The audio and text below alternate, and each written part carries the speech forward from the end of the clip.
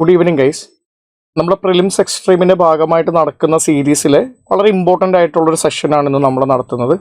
ഹിസ്റ്ററിയായിട്ട് ബന്ധപ്പെട്ടിട്ട് കഴിഞ്ഞ കൊല്ലങ്ങളിൽ ഉള്ള പാറ്റേണൊക്കെ നിങ്ങൾ നോക്കിക്കഴിഞ്ഞാൽ റിപ്പീറ്റഡ് ആയിട്ട് വരുന്ന ഒരു പോർഷനാണ് ഹിസ്റ്റോറിക് സൈറ്റ്സ് എന്ന് പറയുന്ന ഒരു പോർഷൻ.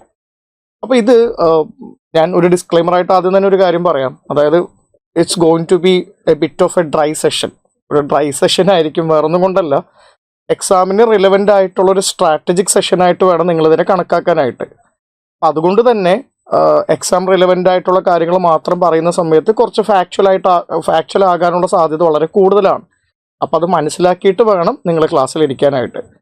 പക്ഷേ കഴിഞ്ഞ കുറച്ച് കൊല്ലങ്ങളുടെ ഒരു ഹിസ്റ്ററിയിൽ നിന്ന് വന്നേക്കുന്ന ചോദ്യങ്ങളുടെ ഒരു പാറ്റേൺ നോക്കിക്കഴിഞ്ഞാൽ കണ്ടിന്യൂസ് ആയിട്ട് റിപ്പീറ്റഡ് ആയിട്ട് ചോദ്യങ്ങൾ വരുന്ന ഒരു മേഖലയായിട്ടാണ് നമുക്ക് ഈ ഒരു ഭാഗത്തിന് മനസ്സിലാക്കാനായിട്ട് പറ്റുന്നത്. അപ്പോൾ കഴിഞ്ഞ വർഷം വന്നേക്കുന്ന ചോദ്യം ജസ്റ്റ് ഒന്ന് എടുത്തതിന് ശേഷം നമുക്ക് എന്ത് ചെയ്യാം, ഈ ഒരു സെഷന് ബാക്കിയുള്ള ഇമ്പോർട്ടൻ്റ് ആയിട്ടുള്ള കാര്യങ്ങളിലോട്ട് പോവാം.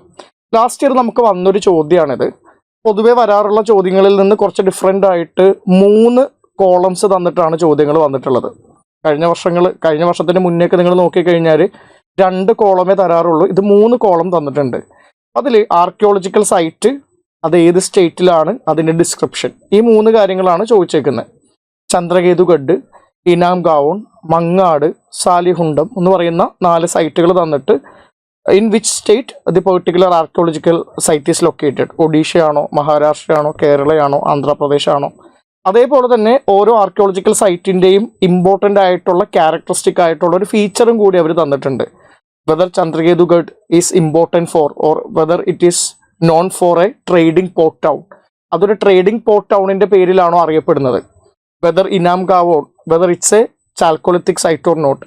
Whether Mangad is a megalithic site or not. Whether Salihundam has a rock cut shrine or not. അപ്പോൾ ഡിസ്ക്രിപ്ഷനും തന്നിട്ടുണ്ട്. ഏതാണ് കൃത്യമായിട്ട് മാച്ച് ആയത് എന്നുള്ള ചോദ്യമാണ് ചോദിച്ചത്. അപ്പോൾ ഇതിൻ്റെ ഒരു ആൻസറിലോട്ട് ഞാൻ കടക്കുന്നില്ല, കാര്യം ഓൾറെഡി നിങ്ങൾ ഈ ഒരു ടോപ്പിക്ക് ഡിസ്കഷനിൽ കണ്ടിട്ടുള്ളതാണ്.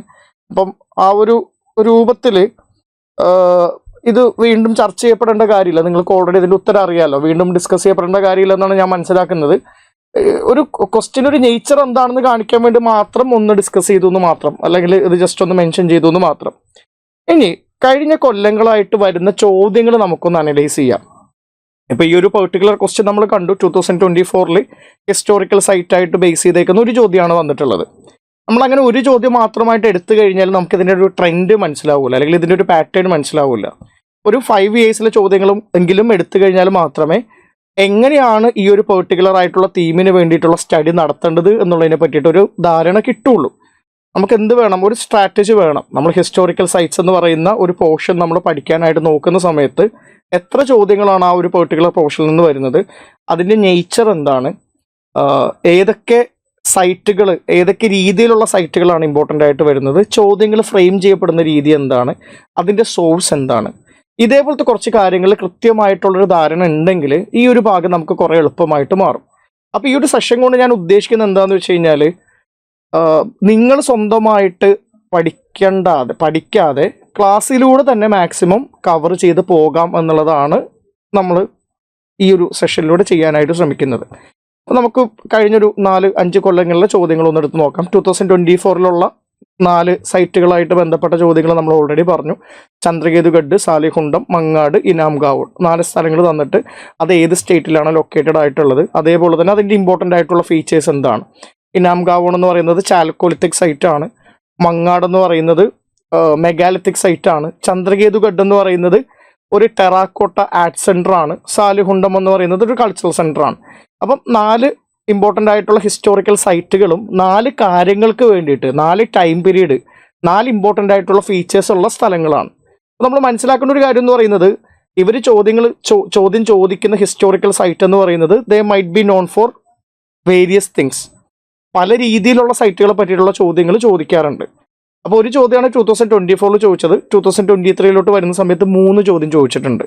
100-ൽ 3 ചോദ്യം ഒരു പെർട്ടിക്കുലർ തീമിൽ നിന്ന് കിട്ടുക എന്നൊക്കെ പറയുന്നത് ശരിക്കും പറഞ്ഞാൽ then we have to consider this particular portion as a low ഹാങ്ങിങ് ഫ്രൂട്ട്. എളുപ്പത്തിൽ നേടാൻ പറ്റുന്ന റിക്കറിങ് ആയിട്ടുള്ളൊരു തീമായിട്ട് കൺസിഡർ ചെയ്യണം എന്നുള്ളതിൻ്റെ ഏറ്റവും വലിയ തെളിവാണ് 2023 3 ചോദ്യം ചോദിച്ചു എന്നുള്ളത്. അതിൽ ഒന്നാമത്തെ ചോദ്യം ഇതായിരുന്നു: കോർക്കൈ, പൂംപുഹാർ, മൂച്ചിരി എന്ന് പറയുന്ന 3 സ്ഥലം തന്നിട്ട് അതെന്തിൻ്റെ പേരിൽ ഫേമസ് ആണെന്നുള്ളൊരു ചോദ്യമാണ് 2023 ചോദിച്ചത്. ഇതെന്തിൻ്റെ പേരിലാണ് ഫേമസ്? കോർക്കൈ, പൂമ്പുഹാർ, മൂച്ചിരി എന്ന് പറയുന്നത് എന്തിൻ്റെ പേരിലാണ് ഫേമസ്? ഇത് 3ഉം ഫേമസ് ആകുന്നത് it's because all of these are ancient port. എല്ലാം ഏൻഷ്യൻ പോർട്ടുകളാണ്. ഇവിടെ നോക്കിക്കഴിഞ്ഞാൽ എന്തൊക്കെ ചോദിച്ചിട്ടുണ്ട്? ആർട്ട് സെൻറ്റർ ചോദിച്ചിട്ടുണ്ട്, മെഗാലിത്തിക് സൈറ്റ് ചോദിച്ചിട്ടുണ്ട്, ചാൽക്കോലിത്തിക് സൈറ്റ് ചോദിച്ചിട്ടുണ്ട്. കോർക്കൈ, പൂമ്പുഹാർ, മൂച്ചിരി എന്ന് പറയുന്നത് ഏൻഷ്യൻ പോർട്ടായിട്ട് ബന്ധപ്പെട്ട ഒരു ചോദ്യമാണ്. ഇനി അതേപോലെ തന്നെ അവർ വേറൊരു ചോദ്യം ചോദിച്ചത് മാച്ച് ദി ഫോളോയിങ് ആയിട്ടാണ് ചോദിച്ചത്. ബസ്നാഗർ, പജ, സിത്തനവാസൽ എന്ന് പറയുന്ന 3 സൈറ്റുകൾ തന്നിട്ട് അത് മാച്ച് ചെയ്യുന്നുണ്ടോ എന്നുള്ളതായിരുന്നു ചോദ്യം. അത് ഏത് റിലീജനായിട്ട് ബന്ധപ്പെട്ടേക്കുന്ന സൈറ്റ് ആണെന്നുള്ളതായിരുന്നു ചോദ്യമായിട്ട് വന്നിട്ടുള്ളത്.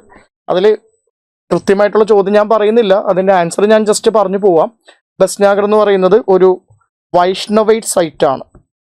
വിഷ്ണുവിനെ ആരാധിച്ചിരുന്നു എന്നുള്ളതിൻ്റെ തെളിവ് കിട്ടുന്ന ഏറ്റവും ആദ്യത്തെ ഇമ്പോർട്ടൻ്റ് ആയിട്ടുള്ള സ്ഥലമാണ് ബസ്നാഗർ എന്ന് പറയുന്നത്. പജ എന്ന് പറയുന്നത് ഒരു ബുദ്ധിസ്റ്റ് സൈറ്റാണ്. ബുദ്ധിസ്റ്റ് റോക്കറ്റ് കേവിന് വേണ്ടിയിട്ട് ഫേമസ് ആയിട്ടുള്ള ഒരു സൈറ്റാണ്. സിത്തനവാസൽ എന്ന് പറയുന്നത് ജെയിൻ പെയിന്റിംഗ് ആയിട്ട് ബന്ധപ്പെട്ടിട്ട്, ജെയിനിസമായിട്ട് ബന്ധപ്പെട്ടിട്ട് ഇമ്പോർട്ടൻ്റ് ആയിട്ടുള്ള ഒരു സൈറ്റാണ്. അപ്പോൾ റിലീജിയസ് ആയിട്ട് ബന്ധപ്പെട്ടിട്ടും എന്ത് ചെയ്യാറുണ്ട്? ഹിസ്റ്റോറിക്കൽ ആയിട്ടുള്ള സൈറ്റുകളെ പറ്റിയിട്ടുള്ള ചോദ്യങ്ങൾ വരാറുണ്ട്. പോർട്ടായിട്ട് ബന്ധപ്പെട്ടിട്ടുള്ള സൈറ്റുകളുടെ ചോദ്യങ്ങൾ വരാറുണ്ട്. പ്രീ ഹിസ്റ്റോറിക് ആയിട്ടുള്ള ഹിസ്റ്റോറിക്കൽ സൈറ്റായിട്ട് ബന്ധപ്പെട്ട ചോദ്യങ്ങൾ വരാറുണ്ട്. ഇനി അതേപോലെ തന്നെ 2023 ചോദിച്ച വേറൊരു ചോദ്യം എന്ന് പറയുന്നത് ധന്യകടാക എന്ന് പറയുന്ന മഹാസംഘിക സ്കൂളിൻ്റെ, മഹായന സ്കൂളിൻ്റെ ഇമ്പോർട്ടൻ്റ് ആയിട്ടുള്ള ഈ ഒരു ധന്യകടാക എന്ന് പറയുന്ന ഒരു സ്ഥലം ഏത് സ്ഥലത്താണ്, ഏത് സ്റ്റേറ്റിലാണ് ലൊക്കേറ്റ് ചെയ്യപ്പെട്ടേക്കുന്നത്?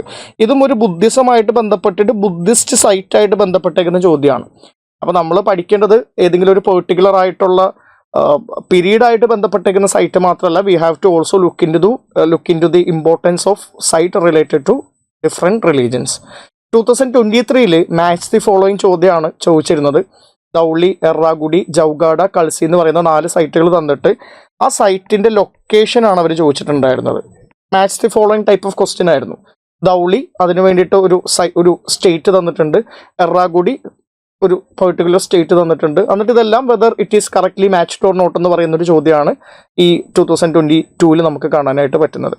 ഇത് മൗര്യൻ സൈറ്റ്സ് ആയിട്ട് ബന്ധപ്പെട്ടേക്കുന്ന ചോദ്യമാണ്. അശോകന്റെ റോക്കഡിക്സിന് വേണ്ടിയിട്ട് ഫേമസ് ആയിട്ടുള്ള 4 സ്ഥലങ്ങളാണ്. ആ 4 സ്ഥലങ്ങൾ തന്നിട്ട് അത് ഏത് സ്റ്റേറ്റിലാണെന്നുള്ള ചോദ്യമാണ് ചോദിച്ചിട്ടുള്ളത്.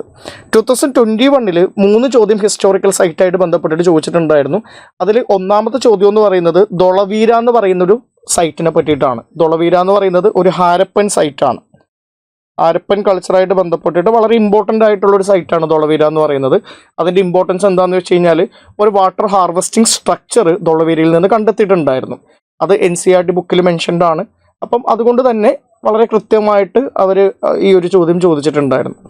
രണ്ടാമത്തെ ചോദ്യം എന്ന് പറയുന്നത് ഇന്ത്യയിൽ തന്നെ വളരെ ഫേമസ് ആയിട്ടുള്ള കൾച്ചറൽ സെൻറ്റേഴ്സ് തന്നിട്ട് ആ സെൻറ്റേഴ്സിൻ്റെ ജോഗ്രഫിക്കൽ ഫീച്ചേഴ്സാണ് ചോദിച്ചിട്ടുള്ളത്. ഇപ്പം അജന്ത, സാഞ്ചി, അമരാവതി, പാണ്ഡുലേന ഇതെല്ലാം തന്നെയും വളരെ ഫേമസ് ആയിട്ടുള്ള കൾച്ചറൽ സെൻറ്റേഴ്സാണ്. അജന്ത എന്ന് പറയുന്നത് ഒരു ബുദ്ധിസ്റ്റ് റോക്കറ്റ് കേവ്സ് ഉള്ള ഒരു സെൻറ്ററാണ്. ബുദ്ധിസ്റ്റ് സൈറ്റാണ്, റോക്കറ്റ് കേവ്സ് ഉള്ള ഒരു സെൻറ്ററാണ്. സാഞ്ചി എന്ന് പറയുന്നത് ബുദ്ധിസ്റ്റ് സ്തൂപയായിട്ട് ബന്ധപ്പെട്ടേക്കുന്ന വളരെ ഇമ്പോർട്ടൻ്റ് ആയിട്ടുള്ള സെൻറ്ററാണ്. അമരാവതി എന്ന് പറയുന്നത് ബുദ്ധിസ്റ്റ് സ്തൂപാസ് ഉണ്ട്. അതേപോലെ തന്നെ അമരാവതി സ്കൂൾ ഓഫ് ആർട്ട് എന്ന് പറയുമ്പോഴേക്കും അതൊരു ആർട്ട് സെൻറ്ററും കൂടിയാണ്. പാണ്ഡുലേന എന്ന് പറയുന്നതും ഇതേപോലെ തന്നെ റോക്കറ്റ് കേവ്സ് ആണ്.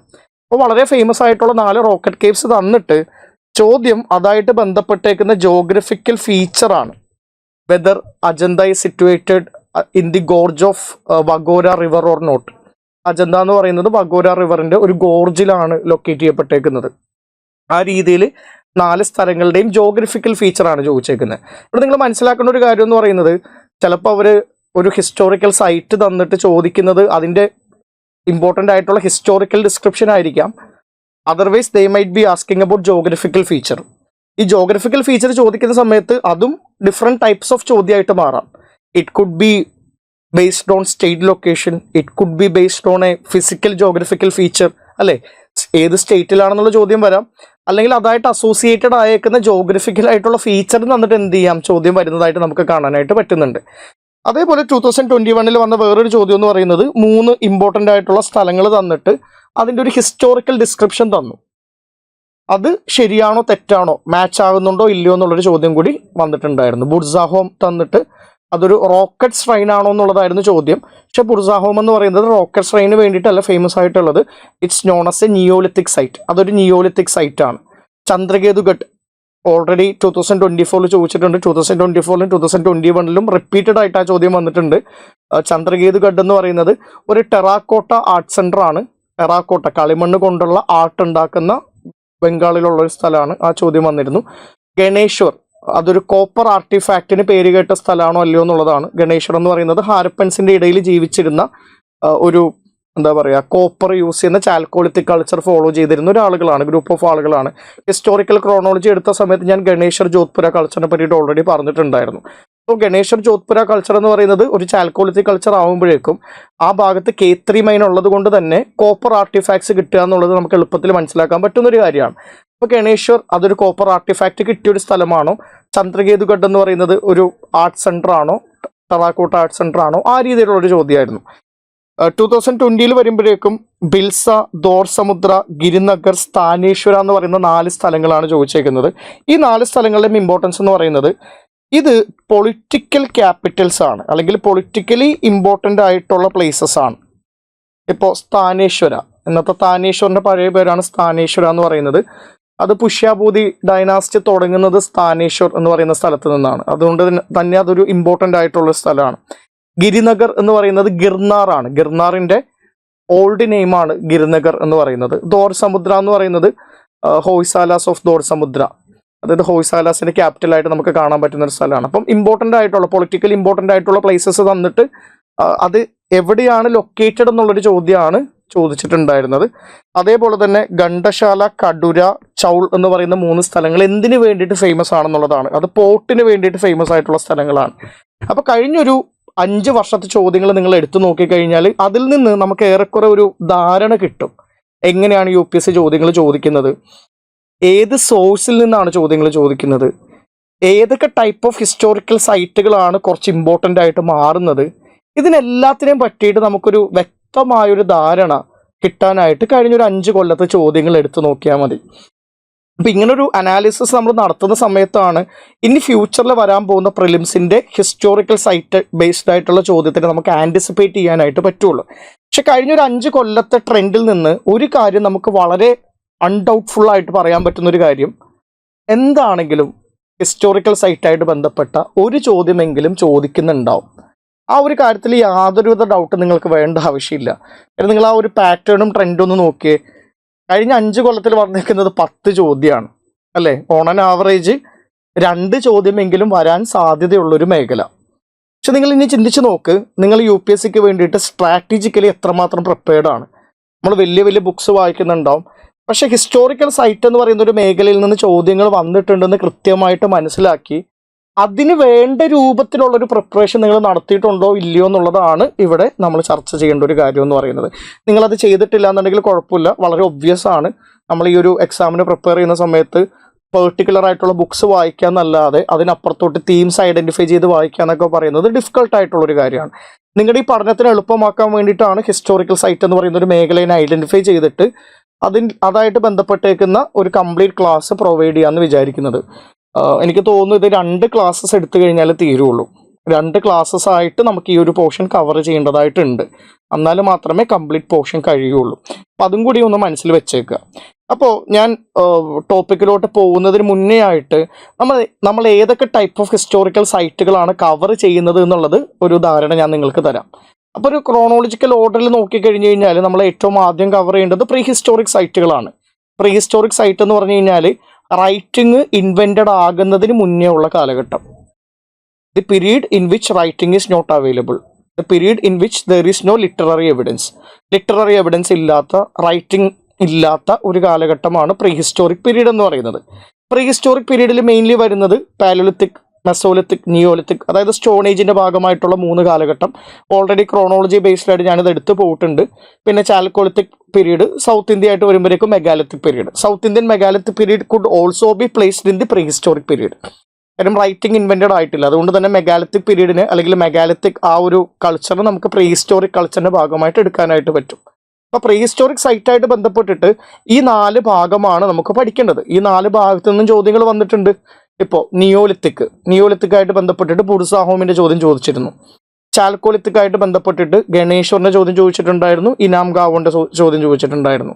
മെഗാലിത്തിക്കായിട്ട് ബന്ധപ്പെട്ടിട്ട് ഈ കൊല്ലം എന്ത് ചോദ്യം വന്നിട്ടുണ്ടായിരുന്നു? മങ്ങാടിനെ പറ്റിയിട്ടുള്ള ചോദ്യം ഉണ്ടായിട്ടുണ്ട്.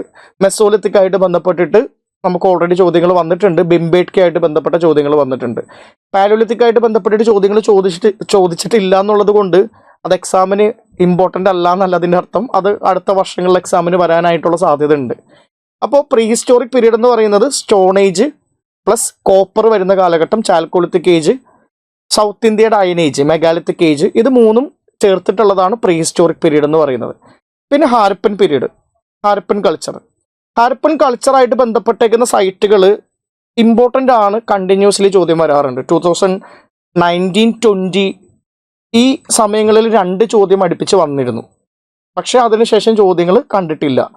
ഇനി ചോദ്യങ്ങൾ വരാനായിട്ടുള്ള സാധ്യത കൂടുതലാണ്. ഹാരപ്പൻ സൈറ്റ് നോക്കുന്ന സമയത്ത് നമ്മൾ കൃത്യമായിട്ട് ഐഡന്റിഫൈ ചെയ്ത് തന്നെ പഠിക്കണം. ഏർലി ഹാരപ്പൻ സൈറ്റുകളുണ്ട്, മച്ചുർ ഹാരപ്പൻ സൈറ്റുകളുണ്ട്, ലേറ്റ് ഹാരപ്പൻ സൈറ്റുകളുണ്ട്. ക്രോണോളജി എടുത്ത സമയത്ത് ഞാനിതെല്ലാം വളരെ ഇമ്പോർട്ടൻ്റ് ആയിട്ട് വളരെ കൃത്യമായിട്ട് കവർ ചെയ്ത് പോയത് കൊണ്ട് തന്നെ വീണ്ടും ഡിസ്കസ് ചെയ്യേണ്ട ഒരു ആവശ്യമില്ല എന്നാണ് വിചാരിക്കുന്നത്. അതിനുശേഷം നമുക്ക് ചാൽക്കോലിത്തിക് സൈറ്റുകൾ നോക്കാം. ഈ ചാൽക്കോലിത്തിക് സൈറ്റ് എന്ന് പറയുമ്പോഴേക്കുവേ ഹാരപ്പൻ കൾച്ചറിൻ്റെ ഉള്ളിൽ തന്നെ ചാൽക്കോലിത്തിക് സൈറ്റുകളുണ്ട്. ഹാരപ്പൻ കൾച്ചറിന് മുന്നേ ചാൽക്കോലിത്തിക് സൈറ്റുകളുണ്ട്. ഹാരപ്പൻ കൾച്ചറിന് ശേഷവും ചാൽക്കോലിത്തിക് സൈറ്റുകളുണ്ട്. അപ്പോൾ ഒരു കൃത്യമായിട്ടുള്ള ടൈം പീരീഡിൻ്റെ ഉള്ളിൽ ചാൽക്കോലിത്തിക് സൈറ്റുകൾ പ്ലേസ് ചെയ്യുക എന്ന് പറയുന്നത് ഡിഫിക്കൽട്ട് ആയിട്ടുള്ളൊരു കാര്യമാണ്. ലാർജ്ലി ഇന്ത്യയിലുള്ള ചാൽക്കോലിത്തിക് സൈറ്റുകളെ പറ്റിയിട്ട് നമുക്ക് ഡിസ്കസ് ചെയ്തിട്ട് പോവാം. പിന്നെ വേദിക് സൈറ്റ് ഉണ്ട്. ആര്യന്മാർ ഇന്ത്യയിലോട്ട് വന്ന ആ ഒരു കാലഘട്ടമായിട്ട് ബന്ധപ്പെട്ടേക്കുന്ന ഇമ്പോർട്ടൻ്റ് ആയിട്ടുള്ള സൈറ്റുകളുണ്ട്. നമ്മൾ അതിനെ പെയിന്റഡ് ഗ്രേവെയർ സൈറ്റ് എന്ന് വിളിക്കും. ലേറ്റർ വേദിക് പീരീഡിൽ യമുന, ഗംഗ റീജിയനിലും സപ്തസിന്ധു റീജിയനിലുമായിട്ട് സെറ്റിൽ ചെയ്തേക്കുന്ന സ്ഥലങ്ങളെ PGW സൈറ്റ് എന്നാണ് വിളിക്കുക. പെയിന്റഡ് ഗ്രേവെയർ സൈറ്റ് എന്ന് അതിനെ വിളിക്കാൻ കാരണം ലേറ്റർ വേദിക് പീരീഡിൽ വരുന്ന ലേറ്റർ ആര്യൻസ് യൂസ് ചെയ്ത പോട്ടറി എന്ന് പറയുന്നത് പെയിന്റഡ് ഗ്രേവെയർ എന്ന് പറയുന്ന ഒരു പോട്ടറിയാണ്. ആ പെയിന്റഡ് ഗ്രേവെയർ എന്ന് പറയുന്ന ഒരു പോട്ടറി യൂസ് ചെയ്തത് കൊണ്ട് തന്നെ അവരുടെ ആർക്കിയോളജിനെ നമ്മൾ ക്യാരക്ടറൈസ് ചെയ്യാൻ വേണ്ടിയിട്ട് PGW ആർക്കിയോളജി എന്ന് അതിനെ വിളിക്കാറുണ്ട്. അതുകൊണ്ട് തന്നെ ആ സ്ഥലങ്ങൾ PGW സൈറ്റ് എന്ന് വിളിക്കും. അപ്പോൾ ആര്യന്മാരായിട്ട് ബന്ധപ്പെട്ട വേദിക് പീരീഡായിട്ട് ബന്ധപ്പെട്ടേക്കുന്ന സൈറ്റുകൾ നമ്മൾ PGW സൈറ്റുകൾ എന്ന് പറയാറുണ്ട്. പോസ്റ്റ് വേദിക് പീരീഡ്, അതായത് 600 വേദിക് പീരീഡ് എന്ന് പറയുന്നത്, എസ്പെഷ്യലി ലേറ്റർ വേദിക് പീരീഡ് എന്ന് പറയുന്നത് 1000 BC ടു 600 BC കാലഘട്ടത്തിലുള്ള സൈറ്റുകളെയാണ് നമ്മൾ PGW സൈറ്റ് എന്ന് വിളിക്കുന്നത്. അറൗണ്ട് 600 BC ടു 300 BC കാലഘട്ടത്തിലുള്ള സെക്കൻഡ് അർബനൈസേഷൻ ഉണ്ടാകുന്ന ബീഹാർ ബംഗാൾ റീജിയനിലോട്ട് അർബൻ ഏരിയാസ് ഉണ്ടാകുന്ന ബുദ്ധിസം ജൈനിസം ഒക്കെ വളരുന്ന ആ ഒരു കാലഘട്ടത്തിൽ നമ്മൾ പോസ്റ്റ് വേദിക് പീരീഡ് എന്ന് വിളിക്കാറുണ്ട്. We also call it as northern black polished ware phase എന്ന് വിളിക്കാറുണ്ട്. എന്തുകൊണ്ടാണ് ഇതിനെ northern black polished ware phase എന്ന് വിളിക്കുന്നതെന്ന് ചോദിച്ചു കഴിഞ്ഞാൽ, ഞാൻ പറഞ്ഞല്ലോ വേദിക് പീരീഡായിട്ട് ബന്ധപ്പെട്ട അവരുടെ ക്യാരക്ടറിസ്റ്റിക് പോട്ടറിനെ പെയിന്റഡ് ഗ്രേവെയർ എന്ന് വിളിക്കുന്നത് കൊണ്ട് തന്നെ ആ കാലഘട്ടത്തിനെ നമ്മൾ പെയിന്റഡ് ഗ്രേവെയർ കാലഘട്ടം എന്ന് വിളിക്കാറുണ്ട്, പെയിന്റഡ് ഗ്രേവെയർ ഫേസ് എന്ന് വിളിക്കാറുണ്ട്. അതേപോലെ തന്നെ പോസ്റ്റ് വേദിക് പീരീഡിന്റെ പോട്ടറി എന്ന് പറയുന്നത് NBPW പോട്ടറി ആയതുകൊണ്ട് തന്നെ ആ സൈറ്റുകളെയും ആ കാലഘട്ടത്തിനെയും നമ്മൾ NBPW സൈറ്റ് എന്നും NBPW ഫേസ് എന്നും വിളിക്കാറുണ്ട്. ഫേസ് കാലഘട്ടം. അതിലൊരു ക്ലാരിറ്റി വേണം. ഞാനത് പറയാൻ കാരണം എന്ന് പറയുന്നത് NBPW സൈറ്റ് എന്ന് ചോദിക്കുന്ന സമയത്ത് ഇത് ഏത് കാലഘട്ടത്തിനെ പറ്റിയുള്ള ചോദ്യമാണെന്നുള്ളൊരു കൺഫ്യൂഷൻ നിങ്ങൾക്ക് ഉണ്ടാകാനായിട്ട് പാടില്ല. അതുകൊണ്ടാണ് വളരെ കൃത്യമായിട്ട് പറയുന്നത് PGW എന്ന് പറഞ്ഞാൽ എന്താണ്, NBPW എന്ന് പറഞ്ഞാൽ എന്താണ്. സ്വാഭാവികമായിട്ടും ഈ ഒരു കാലഘട്ടം 600 BC-യിലാണ് ബുദ്ധിസം ജൈനിസം പോലുള്ള മതങ്ങൾ ഉണ്ടാകുന്നത്. ആ സമയത്ത് തന്നെയാണ് ഉപനിഷത്തും പിന്നീട് പുരാണങ്ങളും എഴുതപ്പെടുന്നത്. അതുകൊണ്ട് തന്നെ ബുദ്ധിസമായിട്ട് ബന്ധപ്പെട്ടേക്കുന്ന സൈറ്റുകൾ, ജൈനമതമായിട്ട് ബന്ധപ്പെട്ടേക്കുന്ന സൈറ്റുകൾ, ഷൈവൈറ്റ് സൈറ്റുകൾ, വൈഷ്ണവൈറ്റ് സൈറ്റുകൾ, ഇതെല്ലാം ഇമ്പോർട്ടൻ്റ് ആണ്. കഴിഞ്ഞ കുറച്ച് കൊല്ലങ്ങൾ നോക്കിക്കഴിഞ്ഞാൽ ബുദ്ധിസമായിട്ട് ബന്ധപ്പെട്ട പല ചോദ്യങ്ങൾ നമുക്ക് കാണാനായിട്ട് പറ്റുന്നുണ്ട്. അതിൽ വളരെ കൃത്യമായിട്ട് ചോദിക്കുന്ന ഒരു ചോദ്യമാണ് ബുദ്ധിസം ജൈനിസം ഒക്കെ ആയിട്ട് ബന്ധപ്പെട്ടേക്കുന്ന സൈറ്റുകൾ. ഷൈവൈറ്റ് വൈഷ്ണവൈറ്റ് സൈറ്റുകൾ എന്ന് പറയുന്നത് പുതിയൊരു തീമാണ്. അതായത് നിങ്ങൾ 2010 to 2020 നോക്കിക്കഴിഞ്ഞാൽ, ആ ഒരു 10 years നോക്കിക്കഴിഞ്ഞാൽ ഷൈവൈറ്റ് ആൻഡ് വൈഷ്ണവൈറ്റ് സൈറ്റിനെ പറ്റിയിട്ട് ഒരു ചോദ്യം പോലും നിങ്ങൾക്ക് കാണാൻ പറ്റില്ല. പക്ഷെ കഴിഞ്ഞ ഒരു 2-3 കൊല്ലം നോക്കിക്കഴിഞ്ഞാൽ UPSC പുതിയൊരു തീം ഐഡന്റിഫൈ ചെയ്തിട്ടുണ്ട്. വിഷ്ണുവിനെയും മഹാശിവനെയും ആരാധിക്കുന്ന ഏർലി സെന്റേഴ്സ് എന്ന് പറയുന്ന ചോദ്യങ്ങൾ അവർ ചോദിക്കുന്നുണ്ട്. ബസ്നാഗർ ചോദിച്ചത്, ബജ സിത്തനവാസർ ചോദിച്ചത്, ഇതെല്ലാം അതായിട്ട് ബന്ധപ്പെടുത്തി നമുക്ക് കാണാൻ പറ്റുന്ന കാര്യങ്ങളാണ്. പിന്നെ വളരെ ഇമ്പോർട്ടൻ്റ് ആയിട്ടുള്ളൊരു തീമാണ് പോർട്ട് ടൗൺ എന്ന് പറയുന്നത്. ഏൻഷ്യൻ പീരീഡിൽ ഓരോ കാലഘട്ടത്തിലെയും വളരെ ഫേമസ് ആയിട്ടുള്ള പോർട്ടുകൾ ഏതാണ് എന്ന് പറയുന്നൊരു ചോദ്യം റിക്കറൻ്റ് ആയിട്ട് ചോദിക്കുന്നുണ്ട്, കണ്ടിന്യൂസ് ആയിട്ട് ചോദിക്കുന്നുണ്ട്. അപ്പോൾ ആ ഒരു മേഖല കൂടി എന്ത് വേണം, നമ്മൾ പഠിച്ചു വെക്കുക എന്നുള്ളത് ഇമ്പോർട്ടൻ്റ് ആണ്. ടെമ്പിൾ സൈറ്റുകൾ ചോദിക്കുന്നുണ്ട്. മൗര്യൻ സൈറ്റ് എറാഗുഡി ജൗഗാഡ ഞാൻ ഓൾറെഡി ഡിസ്കസ് ചെയ്തു. പോസ്റ്റ് മൗര്യൻ പീരീഡിലുള്ള ഇമ്പോർട്ടൻറ്റ് സൈറ്റുകൾ, ഗുപ്ത പീരീഡിലുള്ള സൈറ്റുകൾ, ഇതൊക്കെ ചോദിക്കുന്നുണ്ട്. പിന്നെ ഏൻഷ്യൻ പീരീഡിൽ ഉണ്ടാകുന്ന കൾച്ചറൽ സെൻറ്റേഴ്സ് എന്ന് പറയുമ്പോഴേക്കും സ്തൂപയായിട്ട് ബന്ധപ്പെട്ടേക്കുന്ന സെൻറ്റേഴ്സ് ആകാം, അല്ലെങ്കിൽ റോക്കറ്റ് കേവ്സ് ആയിട്ട് ബന്ധപ്പെട്ടേക്കുന്ന സെൻറ്റേഴ്സ് ആകാം, അല്ലെങ്കിൽ പെയിൻറ്റിംഗ് ആയിട്ട് ബന്ധപ്പെട്ടേക്കുന്ന സെൻറ്റേഴ്സ് ആകാം, അല്ലെങ്കിൽ സ്കൾപ്ചറായിട്ട് ബന്ധപ്പെട്ടേക്കുന്ന സെൻറ്റേഴ്സ് ആകാം, അല്ലെങ്കിൽ ടെമ്പിളായിട്ട് ബന്ധപ്പെട്ടേക്കുന്ന സെൻറ്റേഴ്സ് ആകാം. ഈ രീതിയിലുള്ള ചോദ്യങ്ങളും ചോദിക്കുന്നുണ്ട്. അപ്പം നമ്മൾക്ക് കൃത്യമായിട്ട് അറിയാം ഏത് ഭാഗത്തു നിന്നാണ് ചോദ്യം വരുന്നത് എന്നുള്ളത്. തീം ഐഡൻറ്റിഫൈ ചെയ്തിട്ടുണ്ട്.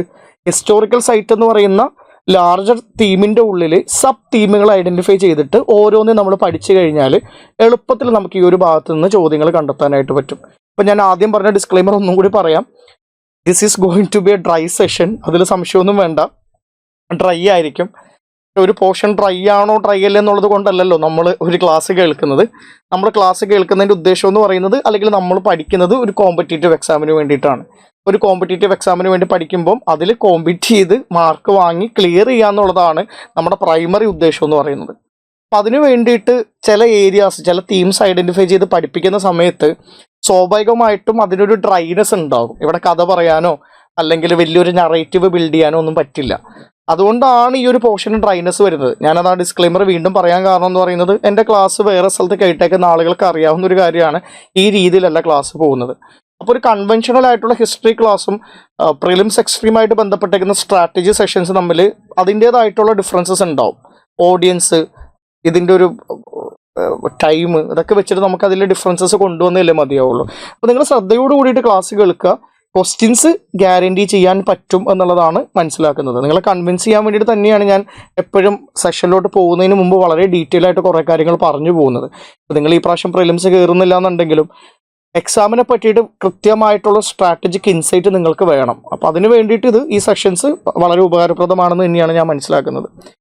ഇനി ഞാൻ എവിടെ നിന്നാണ് UPSC കഴിഞ്ഞ ഒരു 5 കൊല്ലങ്ങളിൽ ചോദിച്ചേക്കുന്ന ചോദ്യങ്ങൾ എടുത്തിട്ടുള്ളത് എന്നുള്ളതിനെ പറ്റിയിട്ടും കൂടി ചെറുതായിട്ടൊന്ന് ഡിസ്ക്രൈബ് ചെയ്യാം.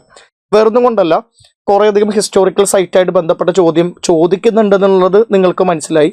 പക്ഷെ ഏത് ഭാഗത്ത് നിന്നാണ് ഈ ചോദ്യങ്ങൾ വരുന്നതെന്നുള്ളതിനെ പറ്റിയിട്ട് നിങ്ങൾക്കൊരു ധാരണക്കുറവുണ്ടാകാം.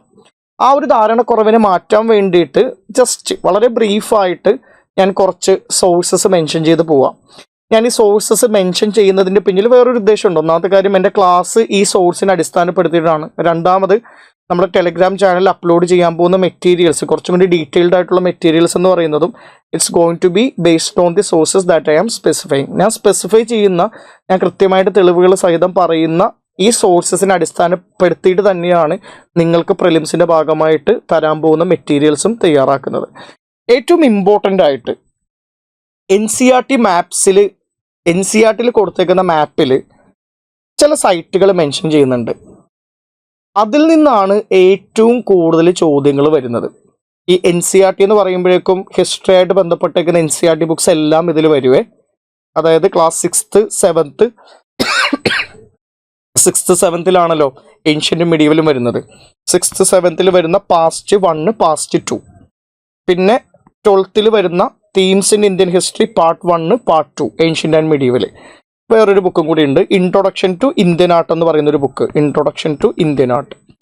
ഈ ബുക്കിലെല്ലാം കൊടുത്തേക്കുന്ന ഇമ്പോർട്ടൻ്റ് ആയിട്ടുള്ള മാപ്പുകൾ എടുത്തിട്ട് ആ മാപ്പിലുള്ള സൈറ്റുകളും അതിൻ്റെ ജോഗ്രഫിക്കൽ ലൊക്കേഷനും അത് എന്തിനു വേണ്ടിയിട്ടാണ് ഫേമസ് എന്നുള്ളതും നിങ്ങളൊന്ന് തിരിച്ചറിയാൻ ശ്രമിച്ചു കഴിഞ്ഞാൽ അതിൽ നിന്ന് തന്നെ എന്ത് ചെയ്യാൻ പറ്റും, you are going to get 1 or 2 question. അതായത് ഇതിൻ്റെ ബേസിക് സോഴ്സ്, ഞാൻ എല്ലാ ചോദ്യങ്ങളും ഇതിൽ നിന്ന് മാത്രം ചോദിക്കുന്നു എന്നുള്ളത് പറയുന്നില്ല. നമ്മൾ ഓരോ ഗ്രേഡ് മനസ്സിലാക്കുക. അതായത് ഏറ്റവും ബേസിക്കലി അവർ ഇവിടെ നിന്നാണ് ചോദിക്കുന്നത്. അപ്പോൾ നിങ്ങൾ ഫ്രഷറാണ്, കുറേ സമയമൊന്നും ബാക്കിയില്ല, അധികം പഠിക്കാനായിട്ട് മെനക്കെടുന്നില്ല, അങ്ങനെയാണെങ്കിൽ ഇതെങ്കിലും പഠിച്ചു പോവുക. കാര്യം ഇതിൽ നിന്ന് ചോദ്യം വരുന്നുണ്ട്. രണ്ടാമതായിട്ട് NCERT മാപ്പിൽ കൊടുത്തിട്ടുണ്ടാവില്ല, പക്ഷെ ഡിസ്ക്രിപ്റ്റീവ് ആയിട്ടുള്ള ഫോമിൽ NCERT ബുക്സിൽ മെൻഷൻ ചെയ്തേക്കുന്ന സൈറ്റുകൾ, ഇപ്പോൾ ഉദാഹരണം പറഞ്ഞു കഴിഞ്ഞാൽ ധൊളവീര എന്ന് പറയുന്നത് വാട്ടർ റിസർവോയർ ആണോ അല്ലയോ, വാട്ടർ റിസർവോയർ ആണെന്നുള്ളത് വളരെ കൃത്യമായിട്ട് എന്ത് ചെയ്യുന്നുണ്ട്, NCERT ബുക്കിൽ മെൻഷൻ ചെയ്യുന്നുണ്ട്. അജന്ത വഗോറ റിവറിന്റെ സൈഡിലാണോ അല്ലയോ, ഇൻട്രൊഡക്ഷൻ ടു ഇന്ത്യൻ ആർട്ട് എന്ന് പറയുന്ന ബുക്കിന്റെ ഉള്ളിൽ മെൻഷൻ ചെയ്യുന്നുണ്ട്. പക്ഷെ ധന്യഘടക എന്ന് പറയുന്നത് കർണാടകയിലാണെന്ന് മെൻഷൻ ചെയ്യുന്നത് മാപ്പിലാണ്. അപ്പൊ മാപ്പിൽ മെൻഷൻ ചെയ്യുന്ന സൈറ്റുകളുണ്ട്, അതല്ലാതെ മാപ്പിന്റെ പുറത്ത് ഡിസ്ക്രിപ്റ്റീവായിട്ട് മെൻഷൻ ചെയ്യുന്ന സൈറ്റുകളുണ്ട്. അതും നോക്കണം. ഞാൻ ക്ലാസ് പ്രിപ്പയർ ചെയ്തേക്കുന്നത് ഇതിൽ നിന്ന് എടുത്തിട്ടാണ്. നിങ്ങളായിട്ട് നോക്കണ്ട, നിങ്ങൾക്കത് സ്പൂൺ ഫീഡ് ചെയ്യാം എന്നുള്ള രൂപത്തിൽ ക്ലാസ് പ്രിപ്പയർ ചെയ്തേക്കുന്നത് ഇതിൻ്റെ ഉള്ളിൽ നിന്നുകൊണ്ട് തന്നെയാണ്. ഓരോ ചോദ്യവും ഏത് ബുക്കിൽ നിന്നാണ് വന്നിട്ടുള്ളത് എന്നുള്ളത് ഞാൻ കൃത്യമായിട്ട് ഐഡൻറ്റിഫൈ ചെയ്തിട്ട് തന്നെയാണ് ഈ സെഷൻ എടുക്കുന്നത്. ഞാൻ പിന്നെ അത് നിങ്ങളെ കാണിക്കാത്തതിൻ്റെ റീസൺ എന്ന് പറയുന്നത് ഓൾറെഡി ഞാൻ ഇതേപോലെ എല്ലാം കാണിക്കാറുണ്ട്. അപ്പം ഇപ്പോൾ ഒരു കൺവിക്ഷൻ നിങ്ങൾക്ക് വന്നിട്ടുണ്ടാകും എന്നുള്ളൊരു വിശ്വാസം ഉള്ളത് കൊണ്ടാണ്. അതേപോലെ തന്നെ ഇമ്പോർട്ടൻ്റ് ആയിട്ടുള്ള, അതായത് ഇത് രണ്ടും നോക്കാം, ഏതൊരാൾക്കും നോക്കാം. ഒരു ഫ്രഷർ ആയിട്ടുള്ള ഒരാൾക്ക് നോക്കാവുന്നതാണ് 1ഉം 2ഉം പോയിന്റ് എന്ന് പറയുന്നത്. ഇനി ഈ മൂന്നാമത്തത് കുറച്ചും കൂടി അഡ്വാൻസ്ഡ് ആയിട്ടുള്ളൊരു സ്റ്റുഡൻ്റ് ആണെങ്കിൽ നിങ്ങൾ നോക്കിയാൽ മതി, ഞാൻ ക്ലാസ്സിൽ കവർ ചെയ്യുന്നുണ്ടാവും. ഒരു അഡ്വാൻസ്ഡ് ആയിട്ടുള്ള സ്റ്റുഡൻ്റ് ആണെങ്കിൽ ഉപീന്ദർ സിംഗ് എന്ന് പറയുന്ന ഹിസ്റ്ററിയുടെ ഏറ്റവും ഇമ്പോർട്ടൻ്റ് ആയിട്ടുള്ളൊരു book, ancient and early medieval പീരീഡിന് വേണ്ടിയിട്ട് വലിയ ബുക്കാട്ടോ. ഒരു നോൺ ഓപ്ഷണൽ സ്റ്റുഡൻ്റ് ആണെങ്കിൽ നിങ്ങൾ വായിക്കാൻ പോകരുതെന്ന് തന്നെ ഞാൻ പറയുള്ളൂ. പക്ഷേ ഈ ബുക്കിൻ്റെ ഉള്ളിൽ നിന്ന് ചോദ്യങ്ങൾ ധാരാളമായിട്ട് വരുന്നുണ്ട്. UPSC വളരെ പെർട്ടിക്കുലർ ആയിട്ട് ഈ ഒരു ബുക്കിലോട്ട് ഷിഫ്റ്റ് ചെയ്തു എന്നുള്ളതിനുള്ള എല്ലാ തെളിവും നമ്മുടെ കയ്യിൽ കിട്ടുന്നുണ്ട്. അതായത് ഒരു ഭൂരിഭാഗം ചോദ്യങ്ങളും ഏൻഷ്യൻ ഹിസ്റ്ററിയിൽ നിന്ന് വരുന്നത് വെർബാറ്റിംലി ഈ ഒരു ഭാഗത്ത് നിന്ന് പൊക്കുന്നതാണ്. അപ്പം അതിൽ കുറേ ബോക്സസ് കൊടുക്കുന്നുണ്ട്. ഉപീന്ദർ സിംഗ് എന്ന് പറയുന്ന 600 പേജ് അടങ്ങുന്ന ബുക്കിൽ അറൗണ്ട് ഒരു 30 to 40 ബോക്സസ് ഉണ്ട്. ഈ ബോക്സിൻ്റെ ഉള്ളിൽ റീസെൻ്റ് ആയിട്ട് ഡിസ്കസ് ചെയ്യപ്പെടുന്ന അല്ലെങ്കിൽ വളരെ ഇമ്പോർട്ടൻ്റ് ആയിട്ടുള്ള ചില സൈറ്റുകളെ പറ്റിയിട്ടുള്ള മെൻഷനിങ് ഉണ്ട്. അത് എക്സാം പോയിന്റ് ഓഫ് വ്യൂവിൽ വളരെ ഇമ്പോർട്ടൻ്റ് ആണ്. ഞാൻ ചില ഭാഗങ്ങൾ എടുക്കുന്ന സമയത്ത് ഞാൻ കൃത്യമായിട്ട് പറയാം, ഈ ചോദ്യം ബോക്സിൽ നിന്ന് വന്നതാണ് എന്നുള്ളത് ഞാൻ കൃത്യമായിട്ട് പറയാം. ഇത് വെറുതെ ഇങ്ങനെ വായുവിൽ നിന്ന് എടുത്ത് പറയുന്നതല്ല, കൃത്യമായിട്ട് ചോദ്യം വന്നു എന്നുള്ള ഉറപ്പിൽ തന്നെയാണ് സംസാരിക്കാനായിട്ട് പോകുന്നത്. അതേപോലെ തന്നെ ഉപീന്ദർ സിംഗായിട്ട് ബന്ധപ്പെട്ടിട്ട് വളരെ ഇമ്പോർട്ടൻ്റ് ആയിട്ടുള്ള സൈറ്റുകൾ വളരെ സ്കാറ്റേഡ് ആയിട്ട് മെൻഷൻ ചെയ്യപ്പെടുന്നുണ്ട്, അതും ചോദിക്കാറുണ്ട്. ഒരു ഉദാഹരണം പറഞ്ഞു കഴിഞ്ഞാൽ ഈ പ്രാവശ്യം ചോദിച്ച മെഗാലിത്തിക് സൈറ്റ് ബേസ്ഡ് ആയിട്ടുള്ള ക്വസ്റ്റ്യൻ, മങ്ങാട് എന്ന് പറയുന്ന ഒരു സൈറ്റിനെ പറ്റിയിട്ടാണ് ചോദ്യം വന്നത്. മങ്ങാട് ഒരു മെഗാലിത്തിക് സൈറ്റാണ്. മങ്ങാട് എന്ന് പറയുന്നൊരു സൈറ്റ് ഓൾഡ് NCERT ബുക്കിലോ ന്യൂ NCERT ബുക്കിലോ മെൻഷൻ ചെയ്യപ്പെടുന്നില്ല. അത് ആകെ നമുക്ക് കാണാൻ പറ്റുന്നത് ഉപീന്ദർ സിംഗിൽ മെഗാലിത്തിക് സൈറ്റുകളെ പറ്റി പറയുന്നവിടെയാണ് നമുക്ക് കാണാൻ പറ്റുന്നത്. ഡെഫിനറ്റ്ലി പറയാൻ പറ്റും അവർ ആ ചോദ്യം എടുത്തേക്കുന്നത് എവിടെ നിന്നാണ്, ഉപീന്ദർ സിംഗിൽ നിന്നാണ്.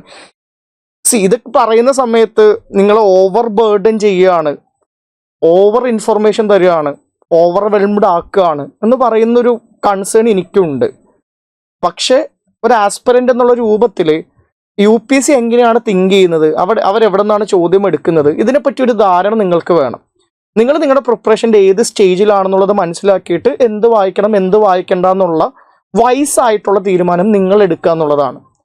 പക്ഷെ ഇതിൽ ഞാൻ ഒരു കാര്യം വളരെ കൃത്യമായിട്ട് പറയാം, നിങ്ങൾ ഇതൊന്നും ചെയ്യുന്നില്ല എന്നുണ്ടെങ്കിലും ക്ലാസ് കേട്ടിട്ട് അതിൻ്റെ നോട്ട് പ്രിപ്പയർ ചെയ്ത് കഴിഞ്ഞാൽ തന്നെയും ഒരു പരിധിവരെ നമുക്ക് എന്ത് ചെയ്യാൻ പറ്റും, വളരെ കൃത്യമായിട്ട് കാര്യങ്ങൾ പഠിച്ചു പോകാനായിട്ട് പറ്റും. അപ്പോൾ ഏറ്റവും എളുപ്പമുള്ള കാര്യം എന്ന് പറയുന്നത് ക്ലാസ് കേട്ട് നോട്ട് ചെയ്ത് എടുക്കുക എന്നുള്ളതാണ്.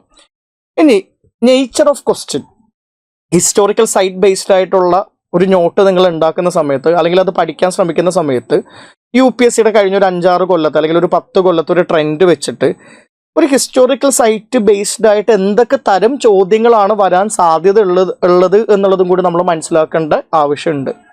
അപ്പം ഏത് രീതിയിലുള്ള ചോദ്യങ്ങളാണ് വരുന്നത് എന്നുള്ളതാണ്. ഒന്ന്, ഫീച്ചർ ബേസ്ഡ് ആയിട്ടുള്ള ചോദ്യമാണ്. They will be giving a particular historical site and they will be also giving a description. ആ ഡിസ്ക്രിപ്ഷൻ തന്നിട്ട് മാച്ച് ചെയ്യുന്നുണ്ടോ, അല്ലെങ്കിൽ ഒരു വൺ വേ ടൈപ്പ് ഓഫ് ചോദ്യങ്ങളും വരാം. ഇപ്പോൾ ഒരു വാട്ടർ റിസർവോയറും കിട്ടിയിട്ടുള്ളത് ഏത് സ്ഥലത്ത് നിന്നാണ്, മനസ്സിലായില്ലേ? അല്ലെങ്കിൽ Burzahom, whether it is famous for rock cut shrines or not. Chandraketugarh, whether it is famous for a port town or not. Feature based ആയിട്ട്, അതായത് എല്ലാ ഹിസ്റ്റോറിക്കൽ ആയിട്ടുള്ള സൈറ്റിൻ്റെയും ഏറ്റവും ഇമ്പോർട്ടൻ്റ് ആയിട്ടുള്ള ഫീച്ചറിനെ പറ്റിയിട്ടുള്ളൊരു ധാരണ നമ്മൾക്ക് വേണം, സംശയമൊന്നും വേണ്ട കാര്യത്തിൽ. പിന്നെ അതേപോലെ തന്നെ അടുത്തൊരു ചോദ്യം എന്ന് പറയുന്നത് ടൈപ്പ് ഓഫ് സൈറ്റ്. ആ സൈറ്റ് എന്ത് ടൈപ്പാണ്, അതൊരു പ്രീ ഹിസ്റ്റോറിക് സൈറ്റ് ആണോ, അതൊരു നിയോലിത്തിക് സൈറ്റ് ആണോ, അതൊരു മൗര്യൻ സൈറ്റ് ആണോ, അതൊരു ഹാരപ്പൻ സൈറ്റ് ആണോ? ഇപ്പോൾ ഹാരപ്പൻസ് ആയിട്ട് ബന്ധപ്പെട്ടിട്ട് എൻ്റെ ഉള്ളിലോട്ട് വരുന്നൊരു ചോദ്യമാണ് 2021 എന്തോ ചോദിച്ചൊരു question, 20 or 21. Which among the following is not a Harappan site? താഴെ തന്നിരിക്കുന്ന 4 സ്ഥലങ്ങളിൽ ഹാരപ്പൻ സൈറ്റ് അല്ലാത്തത് ഏതാ? ഇപ്പോൾ ടൈപ്പ് ഓഫ് സൈറ്റ് അല്ലെങ്കിൽ ടൈം പീരീഡ് വെച്ചിട്ടുള്ള ചോദ്യങ്ങൾ വരാം. ഇപ്പോൾ for example Mangad, whether it is a megalithic site or not, അതറിയണം. ഫീച്ചർ അല്ല, അതല്ലാതെ ഏത് പീരീഡായിട്ട് ബന്ധപ്പെട്ട ഏത് ടൈപ്പ് ഓഫ് സൈറ്റ് ആണ്. ലൊക്കേഷൻ ചോദിക്കാം, സൈറ്റ് തന്നിട്ട് അത് ഏത് സ്റ്റേറ്റിൽ ലൊക്കേറ്റഡ് ആണ്. Chandraketugarh, whether it is located in Odisha or not. Mangad, whether it is located in Kerala or not. വിൽസ, whether it is located in Gujarat or not. ആ രീതിയിലും ചോദ്യം ചോദിക്കാം. സ്റ്റേറ്റ് അല്ലാതെ ജോഗ്രഫിക്കൽ ഫീച്ചർ തന്നിട്ടും ചോദ്യം ചോദിക്കാം. ഒരു പെർട്ടിക്കുലർ റിവർ തന്നിട്ട് ഈ റിവറിന്റെ ബാങ്കിലാണോ അല്ലയോ, whether Harappa is situated in the bank of Indus or whether it is situated in the bank of Ravi. ആ രീതിയിലും ചോദ്യം ചോദിക്കാം. അപ്പം ഈ രീതിയിലാണ് നമ്മൾ ഹിസ്റ്റോറിക്കൽ സൈറ്റ് ബേസ്ഡ് ആയിട്ട് പഠിക്കേണ്ടത്. കാര്യം കഴിഞ്ഞ കുറച്ച് കൊല്ലത്തെ പാറ്റേൺ നോക്കിക്കഴിഞ്ഞാൽ ഈ രീതിയിലാണ് നമുക്ക് ഐഡന്റിഫൈ ചെയ്യാൻ പറ്റുന്നത്. അപ്പം ഏറെക്കുറെ ചോദ്യങ്ങൾ എങ്ങനെയാണ് ചോദിക്കാൻ പോകുന്നത്, ഏത് ടൈപ്പ് ചോദ്യമാണ്, ഏതൊക്കെ പീരീഡിൻ്റെ സൈറ്റുകൾ പഠിക്കണം, ഇതിനെ പറ്റിയിട്ടുള്ളൊരു ധാരണ ഞാൻ ഓൾറെഡി തന്നു കഴിഞ്ഞു. നമുക്ക് എന്ത് ചെയ്യാം, പതിയെ ക്ലാസ്സിലോട്ട് കയറാം. ഇമ്പോർട്ടൻ്റ് ആയിട്ടുള്ള സൈറ്റുകൾ മെൻഷൻ ചെയ്ത് പോവാം. ഏറ്റവും ആദ്യം നമുക്ക് നോക്കാനുള്ളത് പ്രീ ഹിസ്റ്റോറിക് സൈറ്റാണ്. ഞാൻ പറഞ്ഞു പ്രീ ഹിസ്റ്റോറിക് സൈറ്റ് എന്ന് പറയുന്നത് റൈറ്റിംഗ് അവൈലബിൾ അല്ലാത്തൊരു സൈറ്റാണ്. റൈറ്റിംഗ് അവൈലബിൾ അല്ലാത്തൊരു കാലഘട്ടത്തിലുള്ള മനുഷ്യർ ജീവിച്ച സ്ഥലങ്ങൾ അല്ലെങ്കിൽ അവരുടെ അവശിഷ്ടങ്ങൾ, അവരുടെ മെറ്റീരിയൽ റിമെയിൻസ് കിട്ടിയേക്കുന്ന സ്ഥലങ്ങൾ, അതിന് നമ്മൾ വിളിക്കുന്ന പേരാണ് പ്രീ ഹിസ്റ്റോറിക് സൈറ്റ്. NCERT ബുക്കിൽ ചില പെർട്ടിക്കുലർ ആയിട്ടുള്ള വളരെ ഇമ്പോർട്ടൻ്റ് ആയിട്ടുള്ള പ്രീ ഹിസ്റ്റോറിക് സൈറ്റുകൾ മെൻഷൻഡ് ആണ്. അപ്പോൾ നിങ്ങൾ അതെങ്കിലും മിനിമം പഠിക്കുക. കാര്യം അതിൽ നിന്ന് ചോദ്യങ്ങൾ ചോദിക്കാനുള്ള സാധ്യത വളരെ കൂടുതലാണ്. ഇപ്പോൾ ഒരു ഉദാഹരണം പറഞ്ഞു കഴിഞ്ഞാൽ ബുർസാഹോം, ഓൾറെഡി ചോദ്യം വന്നു ബുർസാഹോമിനെ പറ്റിയിട്ട്, ദേ ഹാവ് ഓൾറെഡി ആസ്ഡ്. പിന്നെ അതേപോലെ തന്നെ ഇനാം ഗാവോൺ, ഈ കൊല്ലത്തെ ചോദ്യമാണ്. ഇനാം ഗാവോൺ എന്ന് പറയുന്നത് മഹാരാഷ്ട്രയിലാണോ ചാൽക്കോലിത്തിക് ആണോ? നിങ്ങൾ നോക്ക്, ഇനാം ഗാവോൺ എന്ന് പറയുന്നത് മുംബൈയുടെ അടുത്താ, മഹാരാഷ്ട്രയിലാണ്. ചാൽക്കോലിത്തിക് ആണോ? ആണ്, ചാൽക്കോലിത്തിക് ആണ്. ഏർലി വില്ലേജ് എന്നാണ് തന്നേക്കുന്നത്, ചാൽക്കോലിത്തിക് വില്ലേജ് ആണ്. മനസ്സിലായില്ലേ? അപ്പോൾ ഈ മാപ്പിൽ നിന്ന് മാത്രം ചോദിച്ചേക്കുന്നത് എത്ര ചോദ്യമാണ്? 2 ചോദ്യമാണ്. അപ്പോൾ ഈ മാപ്പ് ഒന്ന് നല്ലോണം നിങ്ങൾ നോക്കുക, നല്ലോണം ഒന്ന് പഠിക്കുക. അത് വളരെ ഇമ്പോർട്ടൻ്റ് ആയിട്ടുള്ളൊരു കാര്യമാണ്. ഒന്ന് എടുത്തു വെച്ചിട്ട് ഓരോ സൈറ്റിൻ്റെയും ഇമ്പോർട്ടൻസ് എന്താണ് അതൊക്കെ ഒന്ന് നോക്കി പഠിച്ചാൽ നല്ലതായിരിക്കും. അപ്പം ഞാൻ ഇതിനെ പറ്റിയിട്ട്, ഈ മാപ്പിനെ പറ്റിയിട്ട് ഞാൻ കൂടുതലൊന്നും സംസാരിക്കുന്നില്ല. നമ്മൾ ഡീറ്റെയിൽ ആയിട്ട് ഇതിലുള്ള ഓരോ സൈറ്റുകളും ഇനി കവർ ചെയ്യാൻ പോവുകയാണ്. പക്ഷേ ഈ മാപ്പ് നിങ്ങളുടെ ഉള്ളിലൊന്ന് വെക്കുക. ഇനി ഇതിൽ ചോദ്യം വരാൻ സാധ്യതയുള്ള വളരെ ഇമ്പോർട്ടൻ്റ് ആയിട്ടുള്ളൊരു സ്ഥലം, UPSC ചോദിക്കേണ്ടതാണ് പക്ഷെ ഇതുവരെ ചോദിക്കാത്തൊരു സ്ഥലം ഞാൻ ജസ്റ്റ് ഒന്ന് ഐഡന്റിഫൈ ചെയ്ത് ഇട്ടേക്കാം. അടിച്ചനെല്ലൂർ. കാര്യം കഴിഞ്ഞ വർഷം മെഗാലിത്തിക് സൈറ്റിനെ പറ്റി ചോദിച്ചു, കുറേ നാളുകൾക്ക് ശേഷം, കൊല്ലങ്ങൾക്ക് ശേഷം. ആ ഒരു ടൈപ്പ് ഓഫ് ചോദ്യം ഇനിയും റിപ്പീറ്റ് ചെയ്യാനുള്ള സാധ്യത വളരെ കൂടുതലാണ്. കാര്യം UPSC എപ്പോഴും ഒരു ട്രെൻഡ് തുടങ്ങി വെച്ച് കഴിഞ്ഞാൽ പിന്നെ അത് വീണ്ടും റിപ്പീറ്റ് ചെയ്യും. ഇതിലാണെങ്കിൽ അടിച്ചനല്ലൂർ എന്ന് പറയുന്ന ഒരു സൈറ്റ്, ഏറ്റവും ഇമ്പോർട്ടൻ്റ് ആയിട്ടുള്ള മെഗാലിത്തിക് സൈറ്റ്, വളരെ കൃത്യമായിട്ട് മെൻഷൻഡ് ആണ്. അപ്പോൾ എന്താണെങ്കിലും അത് ചോദ്യമായിട്ട് വരാനുള്ള സാധ്യത വളരെ കൂടുതലായതുകൊണ്ട് തന്നെ ഈ ഒരു പെർട്ടിക്കുലർ സൈറ്റ് ഒന്ന് നോക്കി വെക്കുക.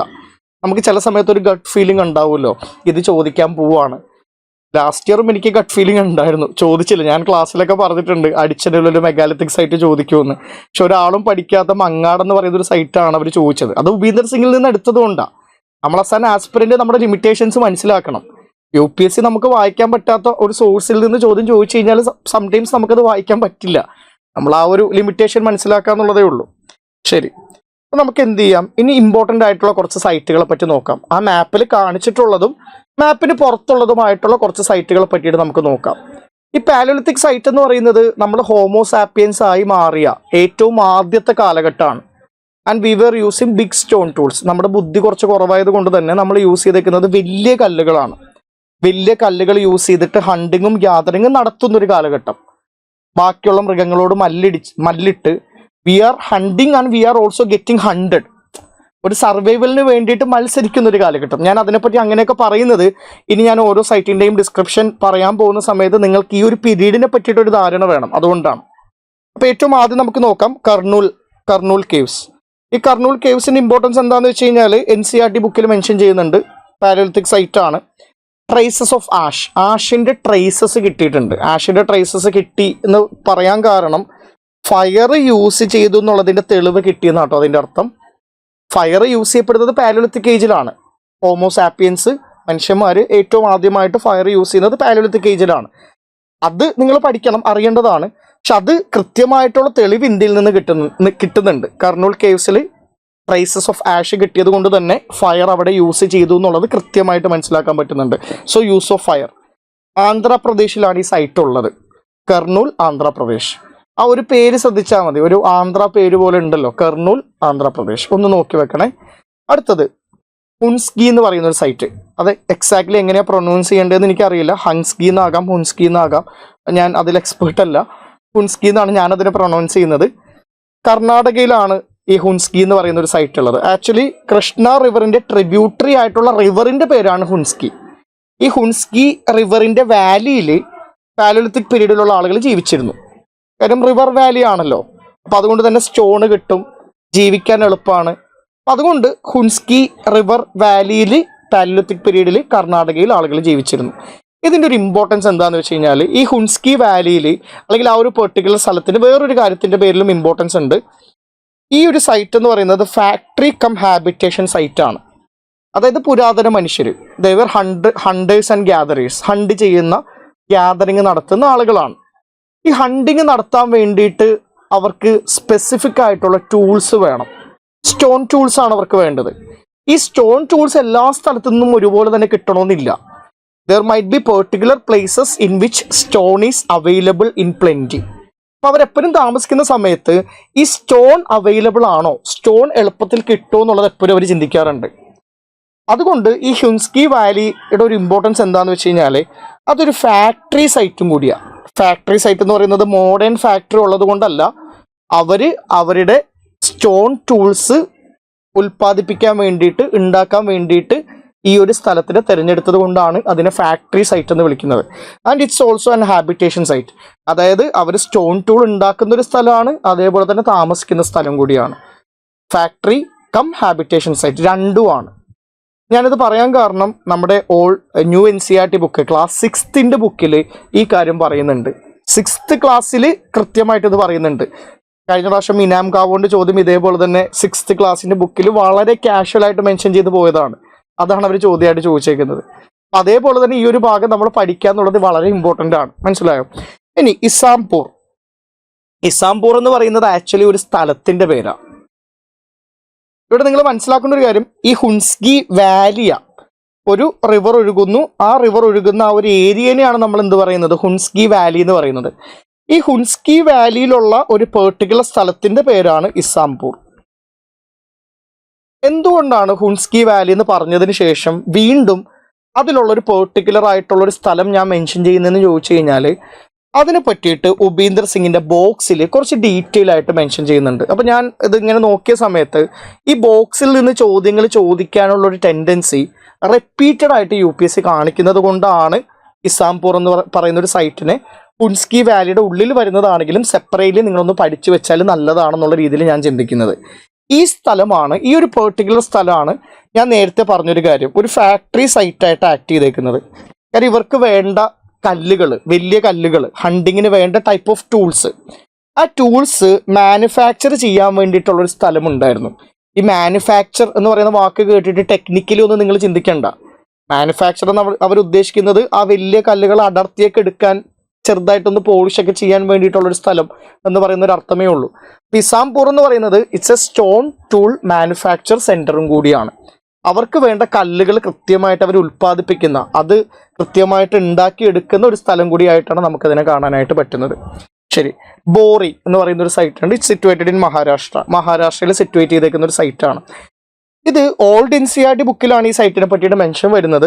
എന്തുകൊണ്ടാണ് ഇത് ഇമ്പോർട്ടൻ്റ് ആകുന്നതെന്ന് പറഞ്ഞു കഴിഞ്ഞാൽ in old NCERT book R.S. Sharma clearly says that this is the earliest paleolithic site from India. ഇന്ത്യയിലെ ഏറ്റവും ഏർലിയസ്റ്റ് ആയിട്ടുള്ള പാലിയോലിത്തിക് സൈറ്റായിട്ടാണ് ബോറിയിലുള്ള ഈ ഒരു സൈറ്റിനെ മെൻഷൻ ചെയ്യുന്നതായിട്ട് കാണുന്നത്. അപ്പോൾ ഏർലിയസ്റ്റ് ഒരു ലാൻഡ് മാർക്ക് അല്ലേ, ഇമ്പോർട്ടൻ്റ് ആണല്ലോ. അപ്പോൾ ആ ഒരു രീതിയിൽ നിങ്ങൾ പഠിക്കണം. പാട്നെ വീണ്ടും അവർ പാസ്റ്റ് എന്ന് പറയുന്ന ക്ലാസ് 6th ബുക്കിൽ മെൻഷൻ ചെയ്യുന്ന ഒരു സൈറ്റാണ് പാട്നെ. മഹാരാഷ്ട്രയിലാണ്. ഇമ്പോർട്ടൻസ് ഞാൻ പറയാം. ഈ പാലിയോലിത്തിക് പീരീഡിൽ ഹ്യൂമൻ ബീയിങ്സിന്റെ ബ്രെയിൻ സൈസ് കമ്പാരിറ്റീവ്ലി ചെറുതാണ്. നിങ്ങളൊന്ന് ഓർത്ത് നോക്കിയാൽ നിങ്ങളുടെ ബ്രെയിൻ സൈസ് ചെറുതാകുന്നത് കൊണ്ട് തന്നെ കുറെ കോംപ്ലക്സ് ആയിട്ടുള്ള കാര്യങ്ങൾ ചിന്തിക്കാൻ നമുക്ക് പറ്റില്ല. കാരണം നമ്മുടെ ബ്രെയിൻ സൈസ് സിമ്പിൾ ആയിട്ടുള്ള കാര്യങ്ങൾ നമുക്ക് ചെയ്യാൻ പറ്റുള്ളൂ. അതുകൊണ്ടാണ് കുഞ്ഞിക്കല്ലുണ്ടാക്കാതെ കുറച്ച് മണ്ടനായ മനുഷ്യൻ വലിയ കല്ലായിട്ട് ഹണ്ടിങ്ങിന് പോയത്. കാര്യം വലിയ കല്ലുകളിനേക്കാളും നല്ലത് ചെറിയ കല്ലുകളാണെന്ന് മനസ്സിലാക്കാനായിട്ടുള്ള ബ്രെയിൻ ഡെവലപ്മെന്റ് പാലിയോലിത്തിക് പീരീഡിൽ ഹ്യൂമൻ ബീങ്സിന് വന്നിട്ടില്ല എന്നുള്ളതാണ്. ബ്രെയിൻ സൈസ് കുറവായത് കൊണ്ട് തന്നെ, കോംപ്ലക്സ് ആയിട്ട് ചിന്തിക്കാൻ പറ്റാത്തത് കൊണ്ട് തന്നെ ആർട്ടിസ്റ്റിക് ആയിട്ടുള്ള വർക്ക്സിൽ പാലിയോലിത്തിക് പീരീഡിലുള്ള മനുഷ്യന്മാർ വളരെ കുറവേ ഇൻവോൾവ് ആയിട്ടുള്ളൂ. അവൻ്റെ ബ്രെയിൻസ്, കാരണം ആർട്ടിൽ ഇൻവോൾവ് ആകണമെന്നുണ്ടെങ്കിൽ കൃത്യമായിട്ടുള്ള ബോധവും വെളിവും അതിനുള്ള ബുദ്ധിയും വേണം. ആനിമൽസ് ആർട്ടൊന്നും ചെയ്യാറില്ലല്ലോ. ആനിമൽസ് പെയിന്റിങ് വരക്കാറില്ല, ആനിമൽസ് ഡാൻസ് കളിക്കാറില്ല, ആനിമൽസ് പാട്ട് പാടാൻ ശ്രമിക്കാറില്ല. ഇതൊന്നും അവർ ചെയ്യാറില്ല എന്നല്ല ഞാൻ പറയുന്നത്. പക്ഷെ മനുഷ്യന്മാർ ആർട്ടിനും കൾച്ചറിനും വേണ്ടിയിട്ടും സമയം സ്പെൻഡ് ചെയ്യുന്നത് പോലെ ഒരിക്കലും മൃഗങ്ങൾ ചെയ്യാറില്ല. കാര്യം നമ്മുടെ ബ്രെയിൻ സൈസ് കൂടുതലായതുകൊണ്ട് തന്നെ വളരെ കോംപ്ലിക്കേറ്റഡ് ആയിട്ടും കോംപ്ലക്സ് ആയിട്ടും ചിന്തിക്കാൻ നമുക്ക് പറ്റുന്നത് കൊണ്ടാണ്. മനസ്സിലായോ? പാർട്ട്നറുടെ ഇമ്പോർട്ടൻസ് എന്താണെന്ന് വെച്ച് കഴിഞ്ഞാൽ, even during paleolithic period human beings were involve in some sort of artistic activity. ചെറിയ രൂപത്തിലുള്ള കലാപരമായിട്ടുള്ള കാര്യങ്ങളിൽ അവൻ്റെ ചെറിയ ബ്രെയിൻ സൈസിൽ തന്നെ അവൻ ചിന്തിച്ചിരുന്നു എന്നുള്ളത് നമുക്ക് കൃത്യമായിട്ട് പാറ്റ്നയിൽ നിന്ന് മനസ്സിലാക്കാൻ പറ്റുന്നുണ്ട്. അതുകൊണ്ടാണ് എന്ത് ചെയ്തേക്കുന്നത്, new N C R T book 6ാം ക്ലാസ്സിൻ്റെ ബുക്കിൽ അവർ പറയുന്നത് ഓസ്ട്രിച്ച് എഗ്ഷെല്ലിൻ്റെ ഉള്ളിൽ ഇവർ ആർട്ട് വർക്ക് ചെയ്തിട്ടുണ്ടെന്ന്. ഓസ്ട്രിച്ചിൻ്റെ എഗ്ഗ്, ഒട്ടകപ്പക്ഷിയുടെ മുട്ട എടുത്തിട്ട് അതിലവരെന്ത് ചെയ്തിട്ടുണ്ട്, ഡിസൈൻ ചെയ്തിട്ടുണ്ട്. അതിൻ്റെ തൊണ്ടിൽ അവർ ഡിസൈൻ ചെയ്തിട്ടുണ്ട്. അവർക്ക് ആർട്ടിസ്റ്റിക് ആയിട്ട് ചിന്തിക്കാൻ പറ്റിയെന്നുള്ളതാണ്. ചിലപ്പോൾ അത് മുത്തുപോലെ യൂസ് ചെയ്തിട്ടുണ്ടാകാമെന്നാണ് ഹിസ്റ്റോറിയൻസ് പറയുന്നത്. വാട്ടെവർ, എന്തായാലും ഇങ്ങനെ ഒരു കാര്യം നടന്നിട്ടുണ്ട്. ലാക്കൂഡിയാറിൻ്റെ ഇമ്പോർട്ടൻസ് എന്താണെന്ന് വെച്ച് കഴിഞ്ഞാൽ, പാലിയോലിത്തിക് പീരീഡിൽ ഇന്ത്യയിൽ റോക്കറ്റ് കേവ്സ് കമ്പാരിറ്റീവ്ലി കുറവാണ്. അതിൽ വളരെ ഇമ്പോർട്ടൻ്റ് ആയിട്ടുള്ളൊരു റോക്കറ്റ് കേവ് ആണ് ഉത്തരാഖണ്ഡിൽ സുയാൾ റിവറിൻ്റെ സൈഡിൽ വരുന്ന ലാക്കൂഡിയാർ എന്ന് പറയുന്ന ഒരു സൈറ്റ്. ലാക്കൂഡിയാർ എന്നുള്ള വാക്ക് തന്നെ ലാക്ക് ഓഫ് കേവ്സ്, ലക്ഷക്കണക്കിന് കേവ്സ് ഉള്ളത് കൊണ്ടാണ് ലാക്കൂഡിയാർ എന്ന് പറയുന്നത്. ഇതിൻ്റെ ഇമ്പോർട്ടൻസ് എന്താണെന്ന് വെച്ച് കഴിഞ്ഞാൽ, ഇവിടെ റോക്കറ്റ് പെയിൻറ്റിങ്സ് ധാരാളമായിട്ട് കിട്ടിയിട്ടുണ്ട്. ഇപ്പം നമ്മളെപ്പോഴും rocket painting, prehistoric rock art painting എന്ന് കേൾക്കുമ്പോഴേക്കും നമ്മുടെ ഉള്ളിലോട്ട് വരുന്ന ഒരു പേരെന്ന് പറയുന്നത് ഭീംബേട്കയാണ്. ഭീംബേട്ക പാലിയോലിത്തിക് പീരീഡിലുള്ള സൈറ്റും കൂടിയാണ്. But it's mostly dominantly known for the mesolithic period. Mesolithic ഫേസിന് വേണ്ടിയിട്ടാണ് ഭീംബേട്ക വളരെ ഡോമിനൻ്റ് ആയിട്ട് അറിയപ്പെടുന്നത്. പക്ഷേ Lakhudiyar is a very famous palaeolithic site related to prehistoric rock art painting. Prehistoric rock art painting ആയിട്ട് ബന്ധപ്പെട്ടിട്ട് പാലിയോലിത്തിക് പീരീഡിൽ തന്നെ ഇമ്പോർട്ടൻ്റ് ആയിട്ടുള്ള സ്ഥലമാണ് ലാക്കൂഡിയാർ. ഈ ഒരു ഇമ്പോർട്ടൻസ് ഉള്ളത് കൊണ്ട് ഇൻട്രൊഡക്ഷൻ ടു ഇന്ത്യൻ ആർട്ട് എന്ന് പറയുന്ന ആർട്ട് ബേസ്ഡ് ആയിട്ടുള്ള NCERT ബുക്കിൽ ലാക്കൂഡിയാറിനെ പറ്റിയിട്ട് എനിക്ക് തോന്നുന്നു ഒരു പേജിൽ കൂടുതൽ ഇൻഫർമേഷൻ അവർ കൊടുത്തിട്ടുണ്ട്. ആ പെയിൻറ്റിങ്ങിൻ്റെ രീതി എങ്ങനെയാണ്, സൂപ്പർ ഇമ്പോസിഷൻ ഉണ്ടായിട്ടുണ്ട്, ആനിമൽസിനെയും ഹ്യൂമൻസിനെയും ഡിപിക്റ്റ് ചെയ്തിട്ടുണ്ട്, മൾട്ടിപ്പിൾ കളേഴ്സ് യൂസ് ചെയ്തിട്ടുണ്ട്, ആർട്ടിസ്റ്റിക് ആയിട്ടുള്ള കുറേ കാര്യങ്ങൾ മെൻഷൻ ചെയ്യാൻ പറ്റിയിട്ടുണ്ട്. കുറേ അധികം കാര്യങ്ങൾ അതിൻ്റെ ഉള്ളിൽ കൊടുത്തിട്ടുണ്ട്. അപ്പോൾ ഇതൊന്നും അറിഞ്ഞിരിക്കണേ. ലാക്കൂഡിയാർ ഉത്തരാഖണ്ഡിലാണ്, സുയാൽ റിവറിൻ്റെ സൈഡിലാണ്, known for prehistoric rock art painting belonging to paleolithic period. അപ്പോൾ പാലിയോലിത്തിക് സൈറ്റായിട്ട് ബന്ധപ്പെട്ടിട്ട് ഇത്രയും സ്ഥലങ്ങളെങ്കിലും നമ്മളൊന്ന് പഠിച്ചു വെക്കുക. കുറേ സൈറ്റുകളുണ്ട്, കുറേ സ്ഥലങ്ങളുണ്ട്. പക്ഷെ നമ്മൾ സോഴ്സ് ഐഡൻറ്റിഫൈ ചെയ്തിട്ട് ഒന്ന് കട്ട് ഡൗൺ ചെയ്ത് ഏറ്റവും ഇമ്പോർട്ടൻ്റ് ആയിട്ട് വരാൻ സാധ്യതയുള്ള സൈറ്റുകൾ മാത്രം നോക്കിയാൽ മതിയല്ലോ. ഇനി അടുത്തത് മെസോലിത്തിക് സൈറ്റുകൾ. മെസോലിത്തിക് സൈറ്റ് എന്ന് പറഞ്ഞു കഴിഞ്ഞാൽ ആനിമൽ ഡൊമസ്റ്റിക്കേഷൻ തുടങ്ങിയ ഒരു കാലഘട്ടമാണ്. മൈക്രോലിത്ത് യൂസ് ചെയ്യുന്ന ഒരു കാലഘട്ടമാണ്. ഹ്യൂമൻ ബ്രെയിൻ സൈസ് കുറച്ചും കൂടി ഡെവലപ്പ് ആയതുകൊണ്ട് തന്നെ അവന് മനസ്സിലായി മൈക്രോലിത്ത് യൂസ് ചെയ്യാം, ചെറിയ കല്ലുകൾ യൂസ് ചെയ്യാം, വലിയ കല്ലുകളല്ല യൂസ് ചെയ്യേണ്ടത്, കുഞ്ഞു കല്ലുകൾ യൂസ് ചെയ്യാം. ഈ മെസോലിത്തിക് പീരീഡായിട്ട് ബന്ധപ്പെട്ടിട്ട് ഇന്ത്യയിലല്ല, ലോകത്തിൽ തന്നെ വളരെ ഇമ്പോർട്ടൻ്റ് ആയിട്ടുള്ള സൈറ്റാണ് ഭീംബേട്ക എന്ന് പറയുന്നത്. ഇന്ത്യയിലല്ല, ലോകത്തിൽ തന്നെ ഈ മെസോലിത്തിക് പീരീഡിലുള്ള ഹ്യൂമൻസിനെ പറ്റിയിട്ട് ഏറ്റവും കൃത്യമായിട്ടുള്ള ഇൻഫർമേഷൻ ലോകത്തിൽ തന്നെ കിട്ടിയേക്കുന്ന വളരെ പ്രധാനപ്പെട്ട സ്ഥലമായിട്ടാണ് ഭീംബേട്കയെ കാണുന്നത്. അതുകൊണ്ടാണ് it's a UNESCO world heritage site. അത് വേൾഡ് ഹെറിറ്റേജ് സൈറ്റാണ്. ഇവിടെ നിങ്ങൾ മനസ്സിലാക്കേണ്ട ഒരു കാര്യം എന്ന് പറയുന്നത്, Bhimbetka is prominently known as a mesolithic site. Prominently known as a mesolithic site, പക്ഷെ അതൊരു പാലിയോലിത്തിക് സൈറ്റും കൂടിയാണ്. എക്സാമിന് എങ്ങനെ ചോദ്യം ചോദിക്കുകയാണ് ഭീംബേട്ക എന്ന് പറയുന്നത് പാലിയോലിത്തിക് സൈറ്റ് ആണ്. അങ്ങനെ ചോദ്യം വന്നു കഴിഞ്ഞാൽ അത് തെറ്റായിട്ട് കണക്കാക്കരുത്. മനസ്സിലായോ? അത് തെറ്റായിട്ട് എടുക്കരുത്. നിങ്ങളിങ്ങനെ ചിന്തിക്കും, മെസോലിത്തിക് സൈറ്റ് ആണല്ലോ, ഡോമിനന്റ് അല്ലേ, പാലോലിത്തിക് പീരീഡ് എന്ന് തെറ്റിക്കാൻ വേണ്ടി തന്നേക്കുന്നതാണ്. അല്ല, ഭീംബേട്ക എന്ന് പറയുന്ന സ്ഥലത്ത് പാലോലിത്തിക് പീരീഡിലുള്ള മനുഷ്യനും ജീവിച്ചിട്ടുണ്ടായി, മെസോലിത്തിക് പീരീഡിലുള്ള മനുഷ്യനും ജീവിച്ചിട്ടുണ്ടായി. അപ്പൊ അതിൽ വേറെ കൺഫ്യൂഷൻസിന്റെ ആവശ്യമില്ല. ഞാനത് വീണ്ടും എടുത്തു പറയുന്നത്, എക്സാമിന് അങ്ങനെ എങ്ങനെ അവർ ചോദിച്ചു കഴിഞ്ഞാൽ തെറ്റിപ്പോകരുത്, കൃത്യമായിട്ടുള്ള ധാരണ വേണം. ഇനി ഈ സൈറ്റ് എങ്ങനെയാണ് കണ്ടെത്തിയെന്നുള്ളതും കൂടി ഞാൻ ജസ്റ്റ് പറയാം. VS വക്കാൻകാർ എന്ന് പറയുന്ന വളരെ ഫേമസ് ആയിട്ടുള്ള ഒരു ആർക്കിയോളജിസ്റ്റ്, അദ്ദേഹം ഒരു പ്രാവശ്യം ട്രെയിനിലൂടെ ഇങ്ങനെ പോവുകയാണ്. ഇറ്റാർസിയിൽ നിന്ന് ഭോപ്പാലിലോട്ട് പോകുന്ന സമയത്ത് ഭോപ്പാൽ റെയിൽവേ സ്റ്റേഷന്റെ സൈഡിൽ എന്തോ അദ്ദേഹം കുറെ മലകൾ കാണുകയും ഈ മലകൾ എന്താണെന്ന് മനസ്സിലാക്കാനായിട്ട് അദ്ദേഹം ട്രെയിനിൽ നിന്ന് ഇറങ്ങി ഈ മലകളെ പറ്റി പഠിക്കാനായിട്ട് നോക്കിയപ്പോഴാണ് അവിടെ കുറെ പ്രീഹിസ്റ്റോറിക് റോക്കറ്റ് കേവ്സ് കാണുന്നതും അതിൻ്റെ ഉള്ളിൽ പ്രീഹിസ്റ്റോറിക് ആയിട്ടുള്ള റോക്കറ്റ് പെയിന്റിങ്സ് കാണുന്നതും. അറൌണ്ട് 500 റോക്കറ്റ് ഷെൽട്ടേഴ്സ് ആണ് അന്ന് കിട്ടിയത്. ഈ പെയിന്റിങ് പിന്നീട് എന്ത് ചെയ്തു, വളരെ ഇമ്പോർട്ടൻ്റ് ആയിട്ട് മാറും. നമുക്ക് മെയിൻസിന് ചോദ്യങ്ങളൊക്കെ വന്നിട്ടുണ്ടല്ലോ. 2014 എന്തോ ആണെന്ന് തോന്നുന്നു, there was a question, mesolithic rock cut architecture in India not only shows the culture of time but it could be related to the aesthetic sense of modern painting, critically evaluate the statement. അപ്പോൾ മെയിൻസിനും important ആണ്, ചോദ്യങ്ങൾ വന്നിട്ടുണ്ട്. അപ്പം art and കൾച്ചറായിട്ട് ബന്ധപ്പെട്ടൊരു area ആണ്. അതുകൊണ്ട് തന്നെ ഈ മെസോലിത്തിക് സൈറ്റായിട്ട് ബന്ധപ്പെട്ടിട്ട് നിങ്ങൾ പഠിക്കേണ്ട വളരെ ഇമ്പോർട്ടൻ്റ് ആയിട്ടുള്ള ഏരിയ ആണ് ഭീംബേട്ക. ഭീംബേട്ക അല്ലാത്ത മെസോലിത്തിക് സൈറ്റുകളുണ്ടോ?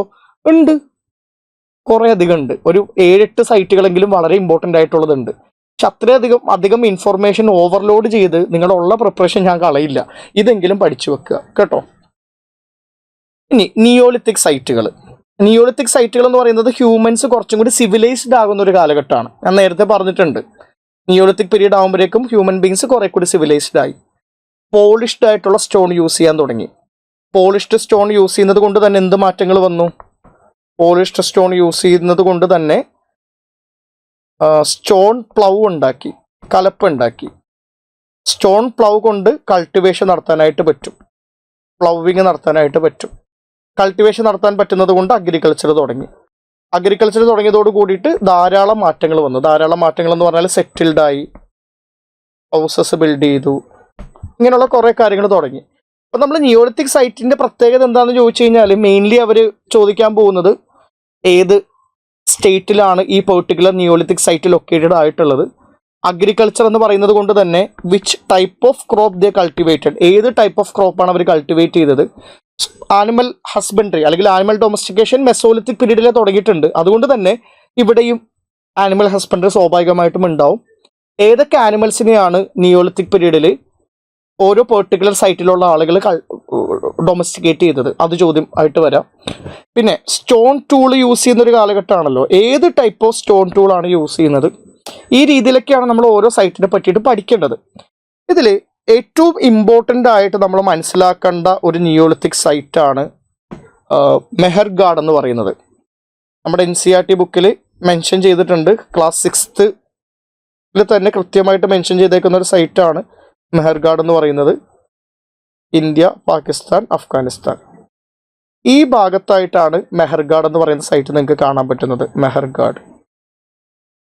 ഇനി ഇമ്പോർട്ടൻസ് എന്താണെന്ന് വെച്ച് കഴിഞ്ഞാൽ ഹിമാലയൻ മൗണ്ടൻസ് ഇന്ത്യൻ സബ് കോണ്ടിനെന്റിനെ എന്ത് ചെയ്യുന്നുണ്ട്, കൃത്യമായിട്ട് പ്രൊട്ടക്റ്റ് ചെയ്യുന്നുണ്ട്.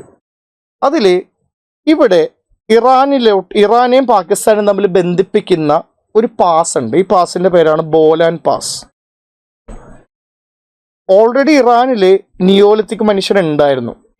ഞാൻ നിങ്ങൾക്കൊരു ധാരണ കിട്ടാൻ വേണ്ടി പറയുകയാണേ. അപ്പോൾ ഈ neolithic people in Iran might have migrated from Iran through the Bolan pass and might have crossed over to Indian subcontinent. അങ്ങനെയാണ് ഇവർ മെഹർഗാഡ് എന്ന് പറയുന്ന സ്ഥലത്ത് എത്തിയത് എന്നുള്ള രൂപത്തിലാണ് ഹിസ്റ്റോറിയൻസ് മനസ്സിലാക്കുന്നത്.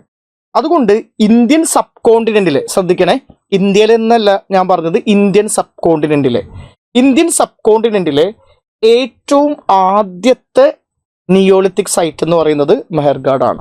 ഇന്ത്യയിലെ അല്ല, ഇന്ത്യൻ സബ് കോണ്ടിനെന്റിലെ. കാര്യം ഇത് പാകിസ്ഥാനിൽ ലൊക്കേറ്റഡ് ആണ്. പാകിസ്ഥാനിൽ ഇറാന്റെയും പാകിസ്ഥാന്റെയും ബോർഡറിലായിട്ട് ബോലൻ പാസിന്റെ അടുത്ത് ബലൂചിസ്ഥാനിൽ ലൊക്കേറ്റഡ് ആയിട്ടുള്ള സൈറ്റാണ് മെഹർഗാഡ് എന്ന് പറയുന്നത്.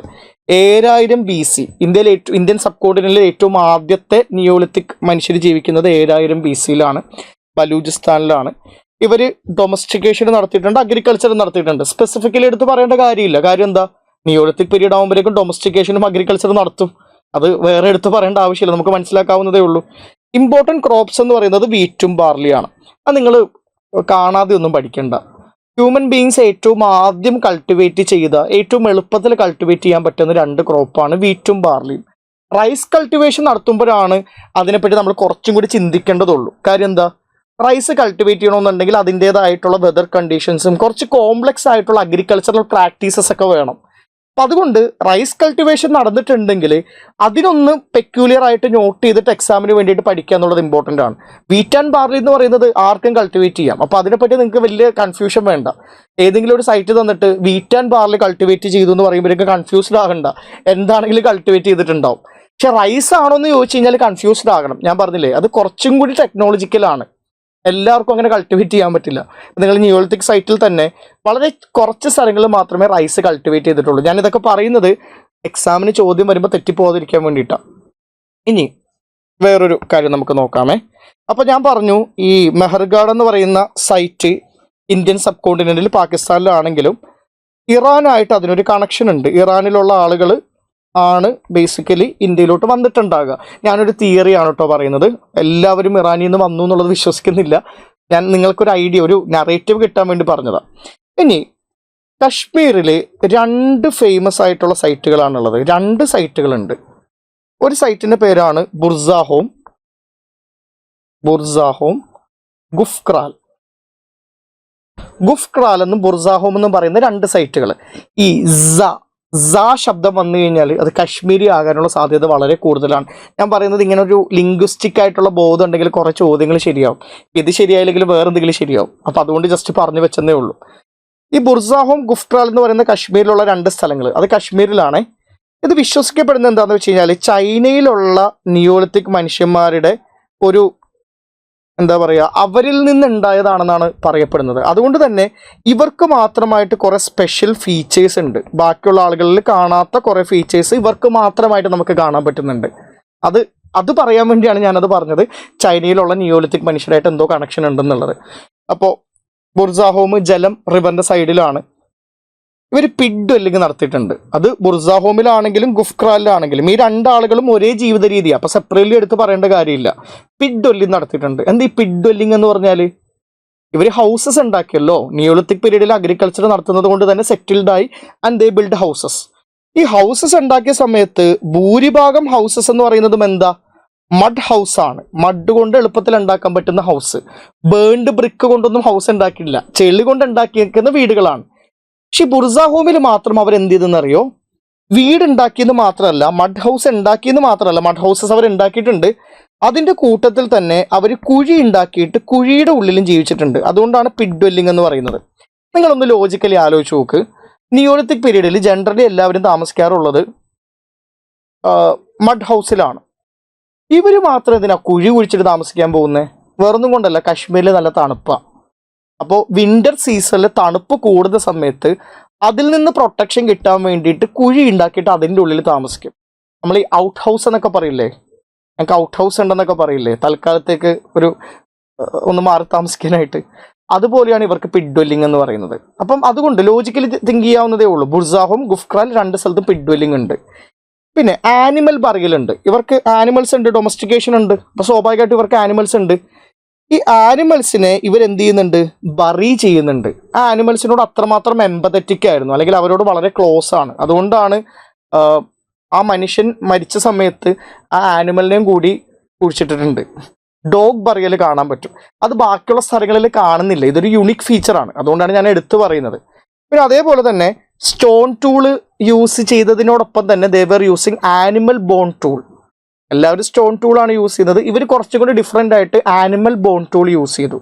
അപ്പോൾ ബുർസാഹോം, ഗുഫ്ക്രാൽ എന്ന് പറയുന്ന ഇന്ത്യയിലുള്ള 2 നിയോളിത്തിക് സൈറ്റുകൾ which is located in Kashmir, അവർക്കൊരു ചൈനീസ് കണക്ഷൻ ഉള്ളത് കൊണ്ട് തന്നെ ഇന്ത്യയിലുള്ള ബാക്കിയുള്ള നിയോളിത്തിക് സൈറ്റുകളെക്കാളും കുറച്ച് ഡിഫറെൻ്റ് ആയിട്ടുള്ള ഫീച്ചേഴ്സ് ഇവരിൽ നമുക്ക് കാണാനായിട്ട് പറ്റുന്നുണ്ട്. Pit dwelling, animal burial, animal bone tool. Pit dwelling, animal burial, animal bone tool. Logically പഠിച്ചാൽ മതി. ഞാനൊരു വീണ്ടും റിപ്പീറ്റ് ചെയ്യുന്നത് അങ്ങനെ പഠിക്കുന്ന ആരെങ്കിലും ഉണ്ടെങ്കിൽ പഠിച്ചോട്ടെ എന്ന് വിചാരിച്ചിട്ടാണ്.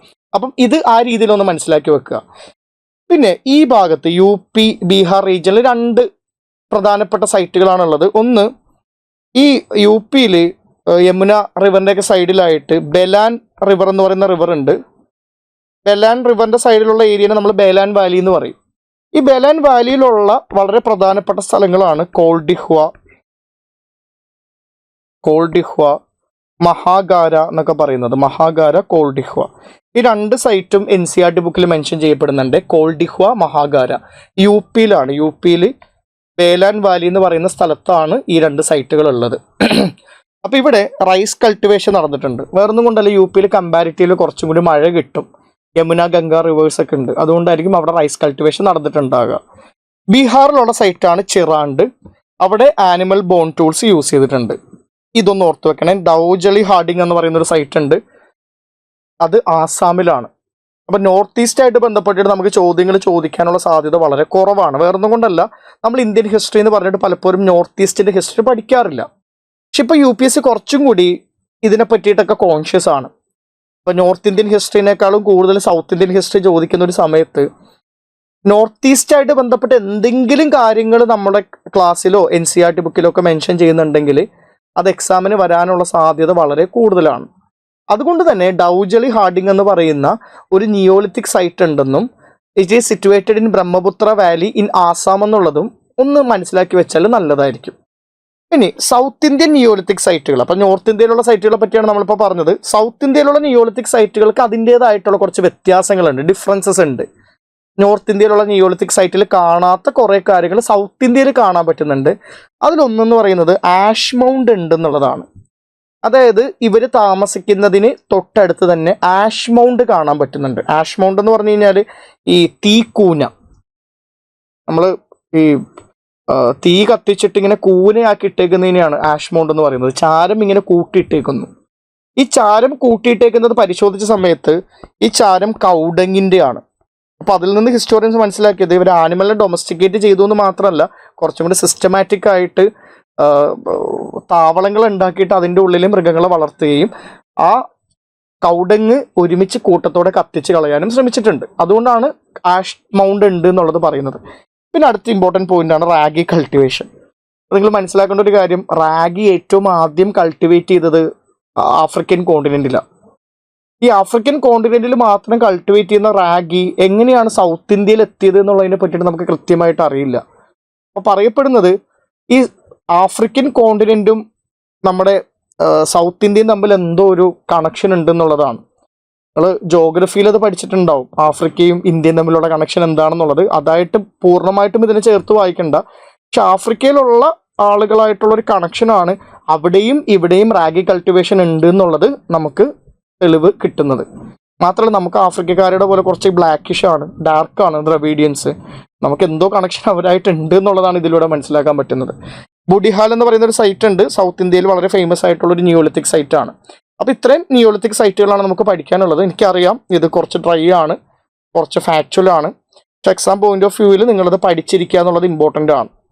ഇനി 2021 ചോദിച്ചൊരു ചോദ്യമാണ്. അവർ 3 ഹിസ്റ്റോറിക്കൽ പ്ലേസസ് തന്നു. ഓരോ ഹിസ്റ്റോറിക്കൽ പ്ലേസസും എന്തിനു വേണ്ടിയിട്ട് ഫേമസ് ആണെന്നുള്ളൊരു ചോദ്യമാണ് തന്നിരുന്നത്. അതിൽ ബുർസാഹോം എന്ന് പറയുന്ന ഒരു സൈറ്റ് തന്നിട്ട് റോക്കറ്റ് ഷ്രൈൻസ് എന്നാണ് അവർ ചോദിച്ചേക്കുന്നത്. ബുർസാഹോം എന്ന് പറയുന്നത് ഞാൻ ഇപ്പോൾ ഡിസ്കസ് ചെയ്തതേ ഉള്ളൂ, കശ്മീരിലുള്ള ഒരു നിയോളിത്തിക് സൈറ്റാണ് ബുർസാഹോം. അപ്പോൾ അതിൻ്റെ ഫീച്ചേഴ്സ് നമ്മൾ പറഞ്ഞു. എന്തായിരുന്നു? 3 ഇമ്പോർട്ടൻ്റ് ആയിട്ടുള്ള കാര്യങ്ങളുണ്ട്. 1 pit dwelling, 2 animal bone tool, 3 animal burial. ഇത് 3 നമ്മൾ ക്ലാസ്സിൽ പഠിച്ചു. ഈ റോക്കറ്റ് ഷ്രൈൻ എന്ന് ഞാൻ ക്ലാസ്സിൽ പറഞ്ഞിട്ടില്ല, നിങ്ങൾ കേട്ടിട്ടുമില്ല, നിങ്ങളും വായിച്ചിട്ടില്ല. അപ്പം അതുകൊണ്ട് അതില്ല. ഒരിക്കലും ഇങ്ങനെ കൂടുതൽ ഓവർ തിങ്ക് ചെയ്യാൻ പോകരുത്. ഞാൻ പഠിച്ചിട്ടില്ല, ഇനി ഞാൻ പഠിക്കാത്ത ഇങ്ങനൊരു പോയിന്റ് അഡീഷണലി ഉണ്ടെങ്കിലോ അങ്ങനെ വരില്ല. വെൽ നോൺ ഫോർ എന്നല്ലേ ചോദിച്ചേക്കുന്നത്, വെൽ നോൺ ഫോർ ആയിരിക്കണമല്ലോ.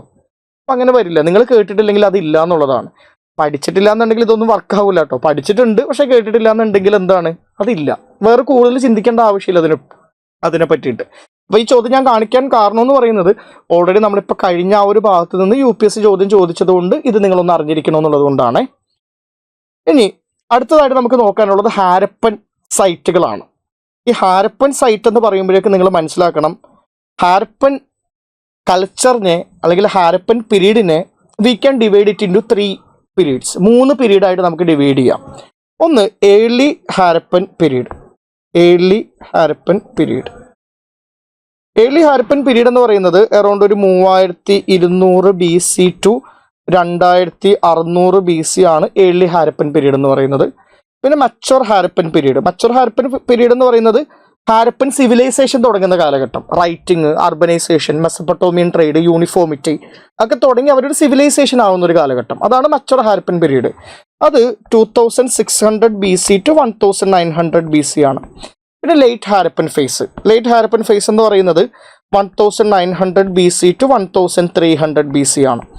3 കാലഘട്ടത്തിലും ഇവരുടെ ജീവിത രീതിക്ക് വ്യത്യാസം ഉണ്ടായിരുന്നു. ഏർലി ഹാരപ്പൻ എന്ന് പറയുന്നത് ഡൈവേഴ്സിഫൈഡ് ആണ്, യൂണിഫോം അല്ല, റീജിയണൽ ഡൈവേഴ്സിഫൈഡ് ആണ്, റൂറൽ ആണ്, അർബൻ അല്ല, റൂറൽ ആണ്, യൂണിഫോമിറ്റി ഇല്ല, എല്ലാവരും ഒരേപോലെയുള്ള കൾച്ചർ അല്ല, ഓരോ സ്ഥലത്തും അതിൻ്റെതായിട്ടുള്ള സാംസ്കാരിക രീതികളാണ്. ചാൽക്കോളിത്തിക് ആണ്, ബ്രോൺസ് ഇല്ല, ചാൽക്കോളിത്തിക് ആണ്. മച്ചറിലോട്ട് വരുമ്പോഴാണ് യൂണിഫോമിറ്റി വരിക.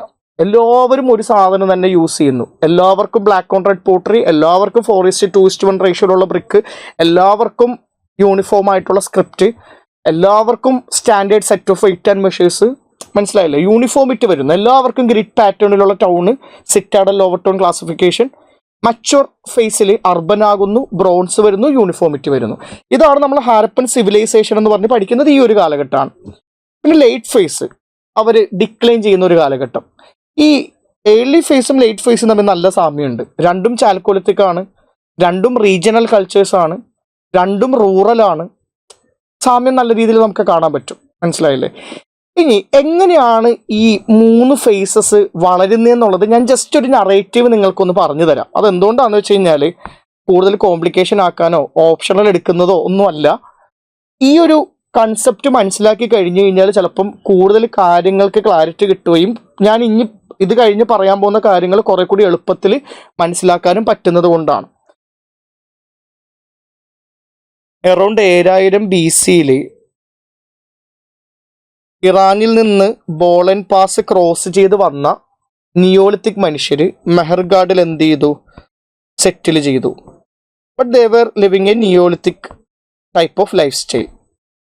സ്റ്റോൺ ടൂൾ ആണ് യൂസ് ചെയ്യുന്നത്, നിയോളിത്തിക് ആണ്. അവിടെ അവർ താമസിക്കുന്നു.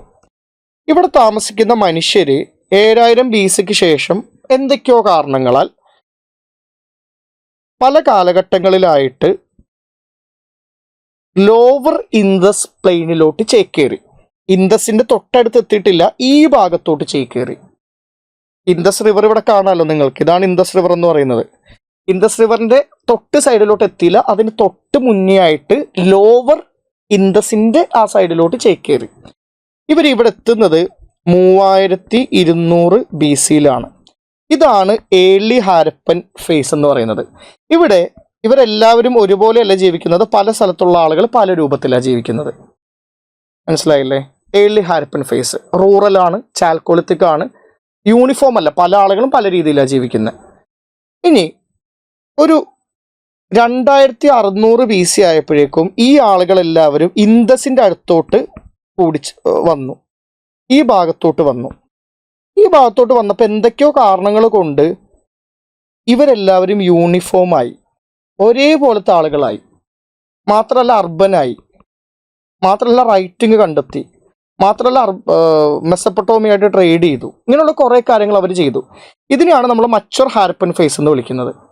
ഇതിനുശേഷം 1900 BC ആയപ്പോഴേക്കും ഇവർക്ക് വേറെ എന്തൊക്കെയോ പ്രശ്നങ്ങൾ വന്നിട്ട് ഇവരെന്ത് ചെയ്തു? ഈ കൾച്ചർ ഡിക്ലൈനായി. ഇവർ ഈ 2 സ്ഥലത്തോട് ചേക്കേറി.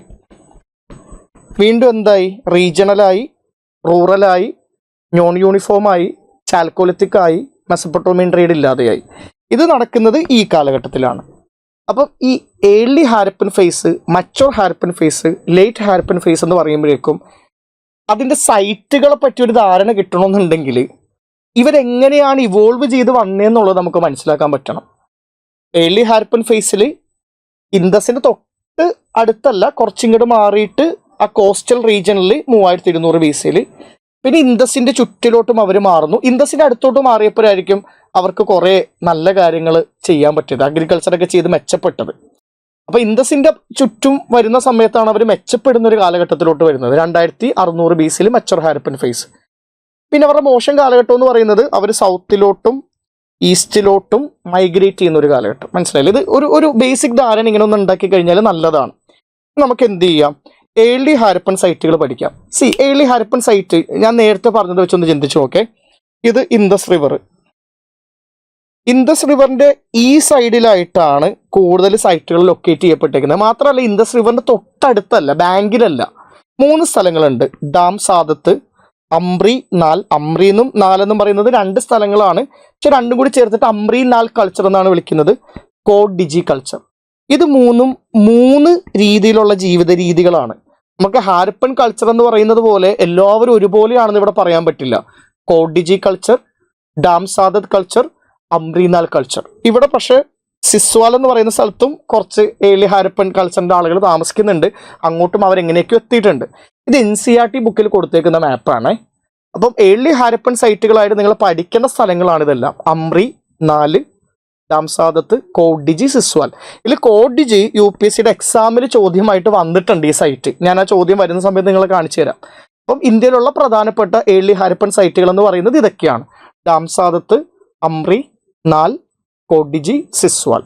ഒന്ന് മനസ്സിലാക്കി വെക്കുക. എവിടെയാണ് ലൊക്കേറ്റ് ചെയ്യപ്പെട്ടേക്കുന്നുള്ളതിനെ പറ്റിയിട്ടും ഒരു ധാരണ വേണം. മനസ്സിലായല്ലോ? ഇതൊന്ന് ഓർത്തു വെക്കണേ, പഠിച്ചു വെക്കണേ. NCERT ബുക്കിൽ മാപ്പിൽ കൊടുത്തിട്ടുള്ളതാണ്, ഒരു രീതിയിലും വിട്ടുപോകാൻ പാടില്ല. ഇനി മച്ചൂർ ഹാരപ്പൻ ഫേസ്. മച്ചൂർ ഹാരപ്പൻ ഫേസിൽ എത്തിയപ്പോഴേക്ക് ഞാൻ പറഞ്ഞല്ലോ, ഇൻഡസിന്റെ സൈഡിലോട്ട് മാറി എല്ലാവരും. കണ്ടോ? ഇവിടെ നിന്നല്ല, ഇൻഡസിന്റെ സൈഡിലോട്ട് മാറി. അത് ഒന്ന് മനസ്സിലാക്കി വെക്കുക. ഇത് ക്ലാസ് 6th NCERT കൊടുത്തേക്കുന്ന കുറച്ച് സൈറ്റുകളാണ്.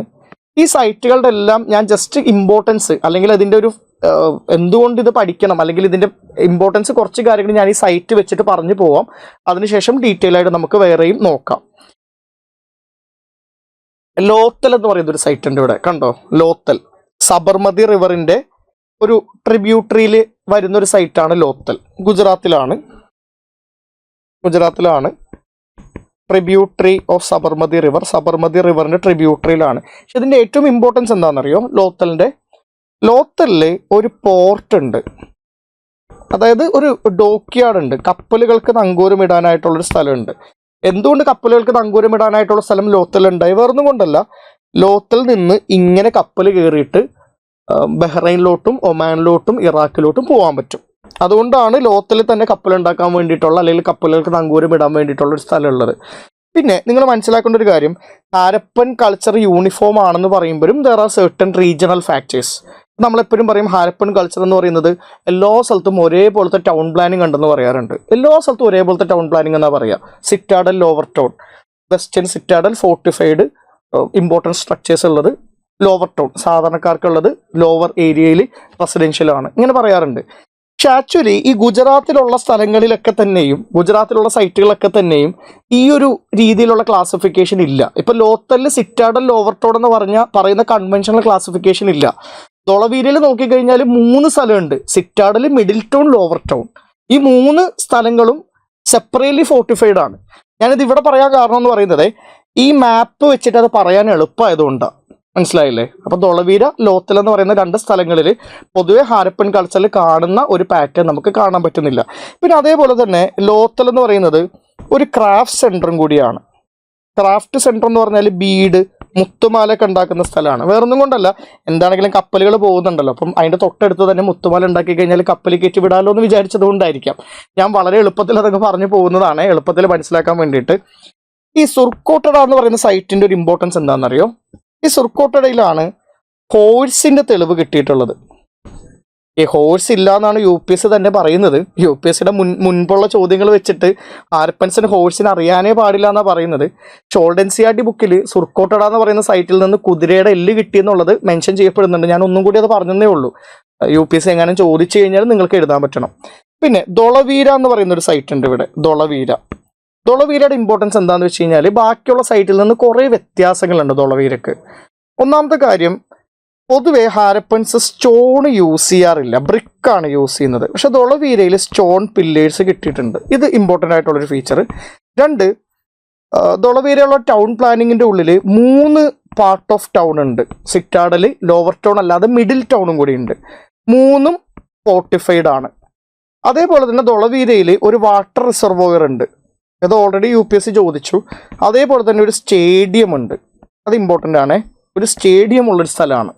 ഇതൊക്കെയാണ് ധോളവീരയുടെ ഇമ്പോർട്ടൻ്റ് ആയിട്ടുള്ള ഫീച്ചേഴ്സ് ആയിട്ട് നമുക്ക് കാണാൻ പറ്റുന്നത്. അപ്പോൾ ഇത്രയും ഒന്ന് ഈ സ്ലൈഡ് വെച്ചിട്ട് തന്നെ ഒന്ന് പഠിക്കാൻ നോക്കണേ. ക്ലാസ്സിൽ നോട്ട് എഴുതി പഠിച്ചു പോകണം. ഇനി ഇവിടെ കൊടുത്തേക്കുന്ന അടുത്ത ഇമ്പോർട്ടൻ്റ് ആയിട്ടുള്ള സൈറ്റ് നമുക്ക് നോക്കാം. മോഹൻജൊദാരോ. മോഹൻജൊദാരോയുടെ ഇമ്പോർട്ടൻസ് ഒന്ന് നിങ്ങൾ നോക്കിയേ. It is located in the banks of Indus. അത് പഠിക്കുമ്പോൾ ഞാൻ വേറൊരു കാര്യം കൂടി പറഞ്ഞുതരാമേ. ഈ മോഹൻജൊദാരോ ചാൻഹുദാരോ രണ്ടുപേരും ഒരുപോലെ അല്ലേ ഇരിക്കുക? മോഹൻജൊദാരോ ചാൻഹുദാരോ, ദാരോ രണ്ടിലും ദാരോ ഉണ്ട്. രണ്ടും ഇൻഡസിന്റെ സൈഡിലാണ്. ദാരോ വന്നതുകൊണ്ട് ഇൻഡസിന്റെ സൈഡിലായി എന്നല്ല, പക്ഷെ ലോജിക്കലി അല്ല, നമുക്കൊന്ന് ഓർത്ത് വെക്കാൻ വേണ്ടിയിട്ട് അങ്ങനെ വേണമെങ്കിൽ ചിന്തിക്കാം, അത്രേ ഉള്ളൂ. മോഹൻജൊദാരോയുടെ ഇമ്പോർട്ടൻസ് എന്താണെന്ന് വെച്ച് കഴിഞ്ഞാൽ ഹാരപ്പൻസിന്റെ ഏറ്റവും ലാർജസ്റ്റ് സിറ്റി എന്ന് പറയുന്നത് മോഹൻജൊദാരോ ആണ്. അതുകൊണ്ട് തന്നെ possibly this could be their capital. അതുകൊണ്ട് ഇത് ഇവരുടെ ക്യാപിറ്റൽ ആകാനുള്ള സാധ്യത വളരെ കൂടുതലാണ്. നിങ്ങൾ നോക്കിയാൽ മതി കേട്ടോ. ഹാരപ്പൻസായിട്ട് ബന്ധപ്പെട്ട് ഏറ്റവും ഇമ്പോർട്ടൻ്റ് ആയിട്ടുള്ള എല്ലാ സാധനങ്ങളും കിട്ടിയേക്കുന്നത് മോഹൻജൊദാരോയിൽ നിന്നാണ്. അതായത് എന്തെങ്കിലും ഒരു പെർട്ടിക്കുലർ ഫീച്ചർ തന്ന് ഇത് എവിടെയാണെന്ന് ചോദിച്ചു കഴിഞ്ഞാൽ വെറുതെ കറക്കിക്കുത്തി മോഹൻജൊദാരോ കൊടുത്തു കഴിഞ്ഞാൽ ശരിയാകാനുള്ള സാധ്യത ഉണ്ട്. കാര്യം ഗ്രേറ്റ് ബാത്ത് മോഹൻജൊദാരോയിലാണ്, പ്രീസ്റ്റ് കിങ് മോഹൻജൊദാരോയാണ്, ഡാൻസിങ് ഗേള് മോഹൻജൊദാരോയാണ്, പശുപതി സീല് മോഹൻജൊദാരോയാണ്, കോളേജ് ഓഫ് പ്രീസ്റ്റ് മോഹൻജൊദാരോ. ഈ ഗ്രിഡ് പാറ്റേൺ ഒക്കെ ഏറ്റവും നല്ല രീതിയിൽ കാണാൻ പറ്റുന്നത് മോഹൻജൊദാരോയിലാണ്. നിങ്ങൾ നോക്കിക്കഴിഞ്ഞാൽ ഹാരപ്പൻ കൾച്ചറിന്റെ ഏറ്റവും പ്രധാനപ്പെട്ട സ്ട്രക്ചേഴ്സ്, കൾച്ചറൽ സിമ്പിൾസ് ഇതെല്ലാം മോഹൻജൊദാരോയായിട്ട് ഐഡന്റിഫൈ ചെയ്യാൻ പറ്റുന്നതാണ്. ഗ്രേറ്റ് ബാത്ത്, പ്രീസ്റ്റ് കിങ്ങിന്റെ sculpture made of stone or steatite, dancing girl എന്ന് പറയുന്ന ബ്രോൺസിൽ തീർത്തേക്കുന്ന പ്രതിമ, പശുപതി സീല് റിലീജിയനായിട്ട് ബന്ധപ്പെട്ടേക്കുന്ന വളരെ ഇമ്പോർട്ടൻ്റ് ആയിട്ടുള്ള സീല്, പിന്നെ കോളേജ് ഓഫ് പ്രീസ്റ്റ്, ഇതെല്ലാം കിട്ടിയേക്കുന്നത് മോഹൻജൊദാരോയിൽ നിന്നാണ്. ഇതെല്ലാം ഒന്ന് വേഗം എഴുതിയെടുക്കണേ.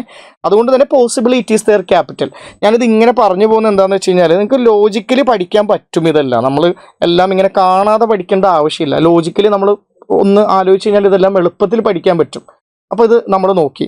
ഇനി നമുക്ക് നോക്കാനുള്ളത് ഇതിൽ നിങ്ങൾ മനസ്സിലാക്കേണ്ട ഒരു കാര്യം, കൂടുതൽ ചോദ്യങ്ങൾ ഇന്ത്യയിലുള്ള സൈറ്റുകളെ പറ്റിയിട്ടാണ് കൂടുതൽ ചോദ്യങ്ങൾ വരാൻ സാധ്യത ഉള്ളത്. ഇപ്പോൾ കോഡിജി എന്ന് പറയുന്ന സൈറ്റൊക്കെ ചോദിച്ചിട്ടുണ്ട്. It is located in Pakistan, still they have asked. But UPSC പരീക്ഷയ്ക്ക് ഹാരപ്പൻ സൈറ്റ്സിൽ ഏതൊക്കെയാണോ ഇന്ത്യയിൽ ഇന്ത്യയിലുള്ളത് അതാണ് കൂടുതൽ ചോദ്യം വരാനുള്ള സാധ്യത. ഇപ്പൊ ധോളവീര ചോദ്യം വന്നു, സ്റ്റാൻഡ് അലോൺ ചോദ്യമാണ്. ധോളവീര എവിടെയാ? പാകിസ്ഥാനല്ല, ഇന്ത്യയിലാണ്. മനസ്സിലായില്ലേ? അപ്പൊ അതുകൊണ്ട് തന്നെ ഈ ഭാഗത്തുള്ള സൈറ്റുകൾ, ഈ 1-2 സൈറ്റുകൾ നല്ല രീതിയിൽ ഒന്ന് പഠിക്കണേ. അതിൽ ഞാൻ 1-2 സൈറ്റുകൾ എടുത്തെഴുതാം. ഒന്ന് രാഖി ഗാഡി, കാളിബംഗൻ, ബനവാലി, ഈ 3 സൈറ്റുകൾ. ഇതിൽ ബനവാലിയും രാഖി ഗാഡിയും ഹരിയാനയിലും കാളിബംഗൻ രാജസ്ഥാനിലുമാണ് വരുന്നത്. ഇതിന്റെ പ്രത്യേകത എന്താണെന്ന് വെച്ച് കഴിഞ്ഞാൽ ഇത് ഇൻഡസിന്റെ സൈഡിലല്ല, പക്ഷെ ഇവിടെ ഒരു റിവർ ഒഴുകുന്നുണ്ട് കേട്ടോ. അതേ നോക്കി, ഇവിടെ ഒരു റിവർ ഒഴുകുന്നുണ്ട്. There is a river flowing through here. ഇതിന്റെ 3ന്റെയും സൈഡിലൂടെ റിവർ ഒഴുകുന്നുണ്ട്. ഏത് റിവറാണെന്ന് അറിയോ? അത് ഗാഗർ എന്ന് പറയുന്ന ഒരു റിവറാണ്. ഗാഗർ റിവർ എഫെമറൽ റിവറാണ്. ഇടക്ക് വെള്ളം ഉണ്ടാവും, ഇടക്ക് വെള്ളം വറ്റിപ്പോവും, അങ്ങനെയുള്ള റിവറാണ്. ഈ ഗാഗർ റിവർ ആയിരിക്കാം പഴയ സരസ്വതി റിവർ എന്നാണ് ഹിസ്റ്റോറിയൻസ് മനസ്സിലാക്കുന്നത്. അപ്പം പണ്ട് ഇത് സരസ്വതി റിവർ ആയിരുന്നു, ആ സമയത്ത് നല്ല വെള്ളം ഉണ്ടായിരുന്നു. അതുകൊണ്ടാണ് ബനവേലിയും രാഖി ഗാഡിയും കാളിബംഗനും ഇമ്പോർട്ടൻ്റ് ആയിട്ടുള്ള സ്ഥലമാകുന്നത്. ഇന്ന് ഗാഗർ റിവറിന്റെ സൈഡിലാണ്. ഞാൻ ഗാഗർ റിവറിന്റെ സൈഡിലാണെന്ന് പറയാൻ കാരണം എക്സാമിന് ചോദ്യം വരുമ്പോൾ തെറ്റിപ്പോകരുത്. ഈ ഗാഗർ പണ്ടത്തെ സരസ്വതി ആയിരിക്കാം. ഞാൻ ഇങ്ങനൊരു നറേറ്റീവ് ബിൽഡ് ചെയ്യുന്നത് നിങ്ങൾക്ക് പഠിക്കാൻ എളുപ്പമാകാൻ വേണ്ടിയിട്ടാണ്. പിന്നെ കാളിബംഗൻ എന്ന് പേര് ഇതിന് വരാൻ കാരണം എന്താണെന്നറിയോ? കാല ബ്ലാക്ക്, ബംഗൻ ബാങ്കിൾ, ബ്ലാക്ക് ബാങ്കിൾസ് എന്നാണ് ഇതിന്റെ സ്ഥലത്തിന്റെ പേര് തന്നെ. അതുകൊണ്ട് തന്നെ ഈ കാളിബംഗൻ എന്ന് പറയുന്നത് എന്താ? It's A craft centre. കറുത്ത വളകൾ ഉണ്ടാക്കുന്ന ഒരു സ്ഥലമാണ്. അതുമാത്രമല്ല വേറെയും കുറേ സാധനങ്ങൾ അവിടെ ഉണ്ടാക്കുന്നുണ്ട്. വേറൊരു കാര്യം കൂടി പറയാം. പൊതുവെ ഇന്ത്യയിലുള്ള സൈറ്റുകൾക്കെല്ലാം ഒരു പ്രത്യേകത ഉണ്ട്. കാളിബംഗൻ ആയിക്കോട്ടെ, രാഖി ഗാഡി ആയിക്കോട്ടെ, ലോത്തൽ ആയിക്കോട്ടെ, ധോളവീര ആയിക്കോട്ടെ, എല്ലാ സ്ഥലത്തും ഫയർ അൾട്ടാർ ഉണ്ട്. പാകിസ്ഥാനിലുള്ള സൈറ്റിലൊന്നും ഇത് മെൻഷൻഡ് അല്ല. നിങ്ങളിങ്ങനെ പഠിക്കാൻ വേണ്ടി ഇങ്ങനെ ഓർത്ത് വെച്ചാൽ മതി. ഇന്ത്യ എന്ന് പറയുന്നത് ആര്യന്മാർ വന്നിട്ടുള്ളൊരു സ്ഥലമായതുകൊണ്ട് തന്നെ ആര്യൻ പ്രാക്ടീസസ് അങ്ങനെ ഒന്ന് ചിന്തിച്ചിട്ട് ഇതായിട്ടൊന്ന് കണക്ട് ചെയ്ത് വെച്ചാൽ മതി. കുറച്ച് കൂടുതൽ പറയാൻ എനിക്കൊരു മടി. എന്താണെങ്കിലും ഇങ്ങനെയാണ് നമുക്ക് കാണാൻ പറ്റുന്നത്. ഇതെല്ലാം ഞാനിപ്പോൾ വേഗം ഒന്ന് പറഞ്ഞു പോയിട്ടുണ്ട്. ഇനി അടുത്തതിൽ ഇതും NCERT കൊടുത്തേക്കുന്ന ഒരു മാപ്പാണ്. ഇവിടെ ഞാൻ കുറച്ചും കൂടി കൂടുതൽ കാര്യങ്ങൾ എക്സാം റിലേറ്റഡ് ആയിട്ട് പറയാം. ഒന്ന്, ഇവിടെ ഒരു സൈറ്റ് ഉണ്ട്, സുട്കാജൻഡോർ. ഈ സുട്കാജൻഡോറിന്റെ ഇമ്പോർട്ടൻസ് എന്താണെന്ന് വെച്ച് കഴിഞ്ഞാൽ it is situated in Makran coast. ഒരു മനുഷ്യൻ താമസിക്കാത്തൊരു സ്ഥലമാണ്. പാകിസ്ഥാനിലാണ്, പക്ഷേ ഇറാന്റെ ബോർഡറിലാണ്, മക്രൻ കോസ്റ്റിലാണ്. ഇവിടെ എന്തിനാന്ന് വെച്ച് കഴിഞ്ഞാൽ ഇതൊരു ഇന്ററിം ട്രേഡ് പോസ്റ്റ് ആണ്. ട്രേഡിന് വേണ്ടിയിട്ട് ഒരാളും താമസിക്കാത്ത സ്ഥലത്ത് ഇവർ താമസിക്കുക. എന്തുകൊണ്ടാണ്? ഇവിടുന്ന് വളരെ എളുപ്പത്തിൽ എങ്ങോട്ട് പോകാൻ പറ്റും? മെസപ്പൊട്ടോമിയയിലോട്ട് പോകാൻ പറ്റും, ഒമാനിലോട്ട് പോകാൻ പറ്റും, ബഹ്റൈനിലോട്ട് പോകാൻ പറ്റും. സുട്കാജൻഡോർ ഹാരപ്പൻസിന്റെ വെസ്റ്റേൺ മോസ്റ്റ് സൈറ്റ് ആണ്. Western most site of Harappan culture. Harappan കൾച്ചറിന്റെ മൊത്തത്തിലുള്ള വെസ്റ്റേൺ മോസ്റ്റ് സൈറ്റ് എന്ന് പറയുന്നത് ഇതാണ്. അപ്പൊ ഇതൊന്ന് ഓർത്ത് വെക്കുക, പഠിക്കുക. ഇനി അടുത്തത്, അപ്പൊ western most site of Harappan culture Sutkagendor ആണെങ്കിൽ western most site of Harappan culture in India ഏതായിരിക്കും? ഇന്ത്യയിൽ വെസ്റ്റേൺ മോസ്റ്റ് സൈറ്റ് ഉണ്ടാവൂലേ? അപ്പൊ ഇത് ഈ കാണുന്നതല്ലേ, ഇതേതാ സൈറ്റ്? ദേശാൽപൂർ എന്ന് പറയുന്ന ഒരു സൈറ്റാണ്. ദേശാൽപൂർ. ഈ സൈറ്റ് ഏതാ? സുട്കാകോ എന്ന് പറയുന്ന ഒരു സൈറ്റാണ്. സുട്കാകോ. പിന്നെ നിങ്ങൾക്ക് എക്സാമിന് വേണ്ടി ഇമ്പോർട്ടൻ്റ് ആയിട്ടുള്ളത് നാഗേശ്വർ എന്ന് പറയുന്ന ഒരു സൈറ്റ് ഉണ്ട്. അതൊരു ട്രേഡ് സെന്റർ ആണ്, ഒരു ക്രാഫ്റ്റ് സെന്റർ ആണ്. ഗുജറാത്തിലുള്ള ഒരുവിധം എല്ലാ സൈറ്റുകളും ക്രാഫ്റ്റ് സെന്റേഴ്സ് ആണ് എന്നുള്ളൊരു കാര്യം നമുക്ക് കാണാനായിട്ട് പറ്റും. പിന്നെ വളരെ ഇമ്പോർട്ടൻ്റ് ആയിട്ടുള്ള സൈറ്റ് ഹാരപ്പ. ഹാരപ്പ ഏത് റിവറിന്റെ സൈഡിലാ? രവി. അതൊന്ന് പഠിക്കണേ. രവി റിവറിന്റെ സൈഡിലാണ് ഹാരപ്പ. ഹാരപ്പയുടെ ഇമ്പോർട്ടൻസ് എന്താ? ഏറ്റവും ആദ്യത്തെ എക്സ്കവേറ്റഡ് സൈറ്റ് ഹാരപ്പയാണ്. അതാണ് അതിൻ്റെ ഇമ്പോർട്ടൻസ്. ഏറ്റവും ആദ്യത്തെ എക്സ്കവേറ്റഡ് സൈറ്റ് ഹാരപ്പയാണ്. ഇനി ഈ ഒരു സൈറ്റ് നിങ്ങൾ കണ്ടോ? പേര് കൊടുത്തിട്ടില്ല, പക്ഷെ ഒരു ഐസൊലേറ്റഡ് ആയിട്ട് നിൽക്കുന്നത് കൊണ്ട് അത് പഠിക്കണം. ഈ സൈറ്റിന്റെ പേരെന്താ? ഈ സൈറ്റിന്റെ പേരാണ് രോപ്പാർ. രോപ്പാർ എന്ന് പറയുന്ന ഒരു site situated in the banks of Sutlej. സഡ്ലജിന്റെ ബാങ്ക്സിലാണ് സിറ്റുവേറ്റ് ചെയ്തേക്കുന്നത്. Situated in the state of Punjab. പഞ്ചാബിൽ ഉള്ളൊരു സൈറ്റാണ് രോപ്പാർ. സഡ്ലജിന്റെ തീരത്താണ്. ഞാനത് പറയാൻ കാരണം ഐസൊലേറ്റഡ് ആയിട്ട് ഒറ്റപ്പെട്ട് നിൽക്കുന്ന ഇതേപോലത്തെ സൈറ്റുകളാണ് UPSC ചോദിക്കാൻ സാധ്യത കൂടുതൽ. അതേപോലെ നിങ്ങൾ നോക്കിയേ, ഇവിടെ ഉള്ളൊരു സൈറ്റ് മാണ്ട ഉണ്ടോ? ഒറ്റയ്ക്ക് ഇങ്ങനെ നിൽക്കുന്ന നോക്കിയേ, മാണ്ട. ഈ മാണ്ട എന്ന് പറയുന്ന സൈറ്റിലോട്ട് വരുന്ന സമയത്ത് എവിടെയാണ് അത് ലൊക്കേറ്റഡ്? ജമ്മു ആൻഡ് കശ്മീർ. ഏത് റിവറിന്റെ തീരത്ത്? ചെനാബ് റിവറിന്റെ തീരത്ത്. മനസ്സിലായോ? ഈ കശ്മീരിൽ നിന്ന് ഇവർ പല സാധനങ്ങളും കൊണ്ടുവരുമായിരുന്നു, ഗോൾഡ്, ടിമ്പർ. അതിനു വേണ്ടിയിട്ടാണ് അവിടെ മാത്രം ഇവർ പോയി താമസിച്ചേക്കുന്നത്. അവിടെ ചെനാബ് റിവറിലൂടെ റിവറൈൻ ട്രാൻസ്പോർട്ടേഷൻ നടത്തി ഹാരപ്പയിലോട്ടൊക്കെ കൊണ്ടുവരാൻ എളുപ്പമാണ്. അതുകൊണ്ടാണ് അവിടെ ആ ഒരു ഇതായിട്ട് തിരഞ്ഞെടുത്തേക്കുന്നത്. പിന്നെ ഇതിനെപ്പറ്റി ഞാൻ ഓൾറെഡി പറഞ്ഞു, ഈ ഒരു ബെൽറ്റിനെ പറ്റി ഞാൻ ഓൾറെഡി പറഞ്ഞു. ബെനവാലി, കാളിബംഗൻ, മിട്ടാത്താൽ, രാഖിഗാഡി ബെൽറ്റിനെ പറ്റി ഞാൻ ഓൾറെഡി പറഞ്ഞു. ഇതെല്ലാം ഇന്നത്തെ ഗാഗർ റിവറിന്റെ സൈഡിലായിട്ട് ലൊക്കേറ്റ് ചെയ്യപ്പെട്ടേക്കുന്നതാണ്. അതിൽ കാളിബംഗൻ എന്ന് പറയുന്നത് എവിടെയാ? അത് മാത്രം എവിടെയാ? രാജസ്ഥാനിലാണ്. ബാക്കി 3 സൈറ്റുകൾ ഹരിയാനയിലാണ്. അതൊന്ന് മനസ്സിലാക്കി വെക്കുക. ഇനി നിങ്ങൾ വിചാരിക്കുന്നുണ്ടാവും ഇത് ഇൻഡസ് പ്ലെയിനിലല്ലേ, യമുന റിവറിന്റെ സൈഡിലായിട്ട് ഒരു സൈറ്റും ഇല്ലല്ലോ എന്ന്. ഉണ്ട് കേട്ടോ. യമുന റിവറിന്റെ സൈഡിലായിട്ടുള്ളൊരു സൈറ്റാണ് ഏത്? ആലംഗീർപൂർ. ആലംഗീർപൂർ എന്ന് പറയുന്ന സൈറ്റ് UPയിലാണ്. ഇവരുടെ വെസ്റ്റേൺ മോസ്റ്റ് സൈറ്റ് ഇതാണ്. Eastern most site of Harappan culture എന്ന് പറയുന്നത് ഇതാണ്. Eastern most site of Harappan culture. അപ്പൊ ഏറെക്കുറെ ഈ ഇതിൽ കൊടുത്തേക്കുന്ന ഇതിനെപ്പറ്റി ഞാൻ ചർച്ച ചെയ്തു. ലോത്തല്, ദൊളവീര ഇതൊക്കെ ഓൾറെഡി ചർച്ച ചെയ്തത് കൊണ്ട് വീണ്ടും എടുത്ത് പറയാതിരുന്നതാണ്. മോഹൻജൊദാരോ നമ്മൾ പറഞ്ഞു. അംറി ഇതൊക്കെ നമ്മൾ നേരത്തെ, കോഡിജിയൊക്കെ നേരത്തെ വേറൊരു കാര്യമായിട്ട് ബന്ധപ്പെടുത്തി പറഞ്ഞു. അപ്പൊ ഇതെല്ലാം ഒന്ന് ഈ രീതിയിൽ ഒന്ന് പഠിച്ചു വെക്കുക. ഇനി വളരെ ഇമ്പോർട്ടൻ്റ് ആയിട്ട് നമുക്ക് എന്ത് ചെയ്യാം? സൈറ്റുകളുടെ കാര്യങ്ങൾ വേഗം ഒന്നും കൂടി നോക്കി പോവാം. ആദ്യത്തത് മോഹൻജൊദാരോ.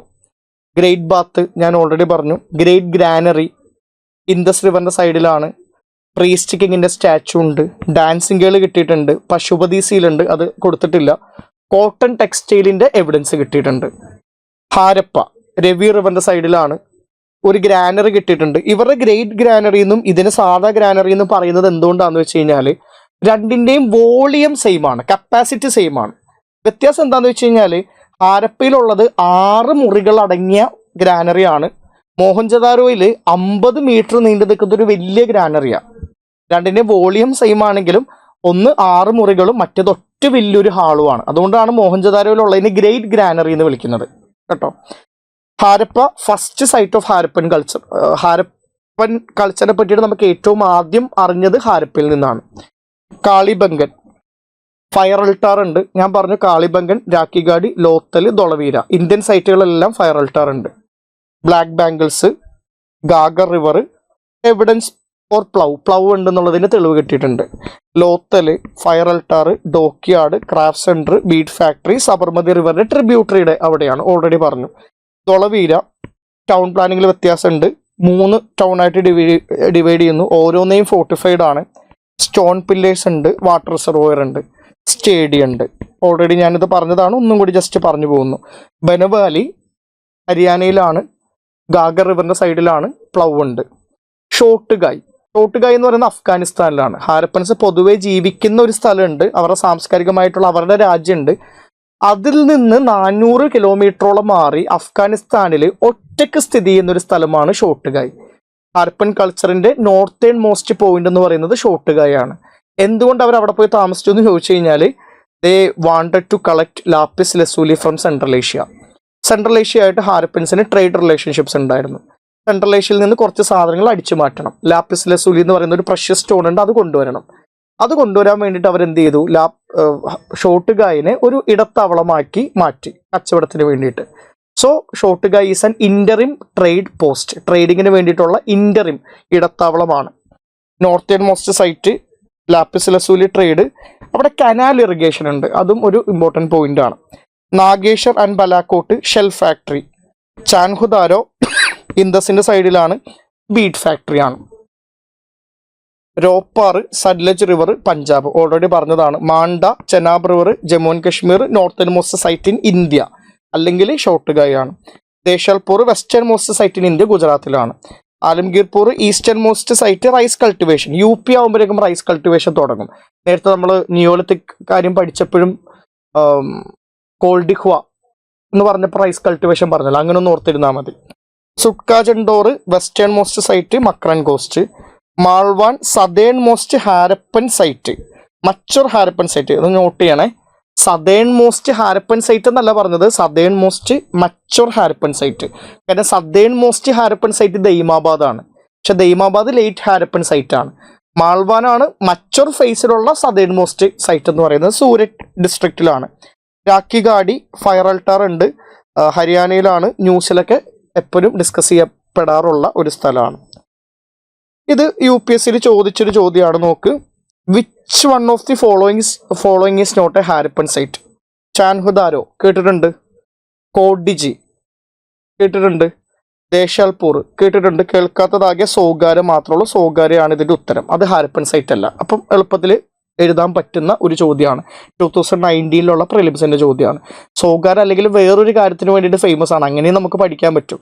അതായത് ഇന്ത്യയിലെ ഏറ്റവും ആദ്യത്തെ ഇൻസ്ക്രിപ്ഷൻ സോഗാരി ആകാമെന്നാണ് കണക്കാക്കപ്പെടുന്നത്. ഉറപ്പില്ല, ആകാം. കാര്യം മൗര്യൻ ഇൻസ്ക്രിപ്ഷനാണ് നമ്മൾ ഏറ്റവും ആദ്യം ഇൻസ്ക്രിപ്ഷൻസ് കിട്ടിയിട്ടുള്ളത്, അല്ലേ? അശോകൻ ഇൻസ്ക്രിപ്ഷൻസ്. അശോകന് മുന്നേ ഏതെങ്കിലും ഇൻസ്ക്രിപ്ഷൻസ് നിങ്ങൾ കണ്ടിട്ടുണ്ടോ, ക്ലാസ്സിൽ പഠിച്ചിട്ടുണ്ടോ? പക്ഷെ പ്രീ മൗര്യൻ ഇൻസ്ക്രിപ്ഷൻ ആണ് ഈ സോഗാര എന്ന് പറയുന്നത്. അതിന്റെ പേരിലാണ് ഇത് ആക്ച്വലി ഫേമസ്. അപ്പം അങ്ങനെ നമുക്കിത് ഹാരപ്പയായിട്ട് ബന്ധപ്പെടുത്തിയിട്ടല്ല, വേറെ കാര്യത്തിലാണ് സോഗാര ഫേമസ് എന്ന് അറിഞ്ഞാലും ഇതിന്റെ ഉത്തരം കിട്ടും. അല്ലെങ്കിൽ ഞാനിപ്പം നേരത്തെ പറഞ്ഞ കാര്യങ്ങൾ കേട്ടാലും സോഗാര അല്ല എന്നുള്ളത് മനസ്സിലാക്കാനായിട്ട് പറ്റും. 2020 വന്ന ചോദ്യമാണ്. 4 സ്ഥലങ്ങൾ തന്നിട്ടുണ്ട്. അതിൽ വാട്ടർ റിസർവോയർ ഉള്ളത് ഏത് സ്ഥലത്താണ്? ക്ലാസ്സിൽ ഞാനിപ്പോൾ പറഞ്ഞതേ ഉള്ളൂ, ദൊളവീര എന്ന് പറയുന്ന സ്ഥലത്താണ് വാട്ടർ റിസർവോയർ ഉള്ളത്. ഇനി ലേറ്റ് ഹാരപ്പൻ കൾച്ചറിന്റെ സമയം ആയപ്പോഴേക്കും ഞാൻ നിങ്ങളോട് പറഞ്ഞു, ഇൻഡസിന്റെ സൈഡിൽ നിന്ന് അവർ എങ്ങോട്ട് ഷിഫ്റ്റ് ചെയ്തു? ഒന്ന് സൗത്തിലോട്ട്, മറ്റേത് ഈസ്റ്റിലോട്ട്. ഒന്ന് UP റീജിയനിലോട്ട് അവർ ഇത് ചെയ്തു, പിന്നെ ഗുജറാത്തിലോട്ടും മഹാരാഷ്ട്രയിലോട്ടും അവർ ഷിഫ്റ്റ് ചെയ്തു. അതുകൊണ്ടാണ് മഹാരാഷ്ട്രയിലുള്ള ദൈമാബാദ് എന്ന് പറയുന്ന സ്ഥലത്ത് ഹാരപ്പൻസിന്റെ അവശിഷ്ടങ്ങൾ കിട്ടുന്നത്. Southern most Harappan site in late Harappan phase Daimabad ആണ്. അപ്പം ഈ സ്ഥലങ്ങളൊക്കെ ഒന്ന് ഓർത്തു വെക്കുക. Jhukar, cemetery H, Swat, Siswal, Rangpur. ഞാനൊന്ന് എഴുതിയിടാമേ. സ്വാറ്റ്,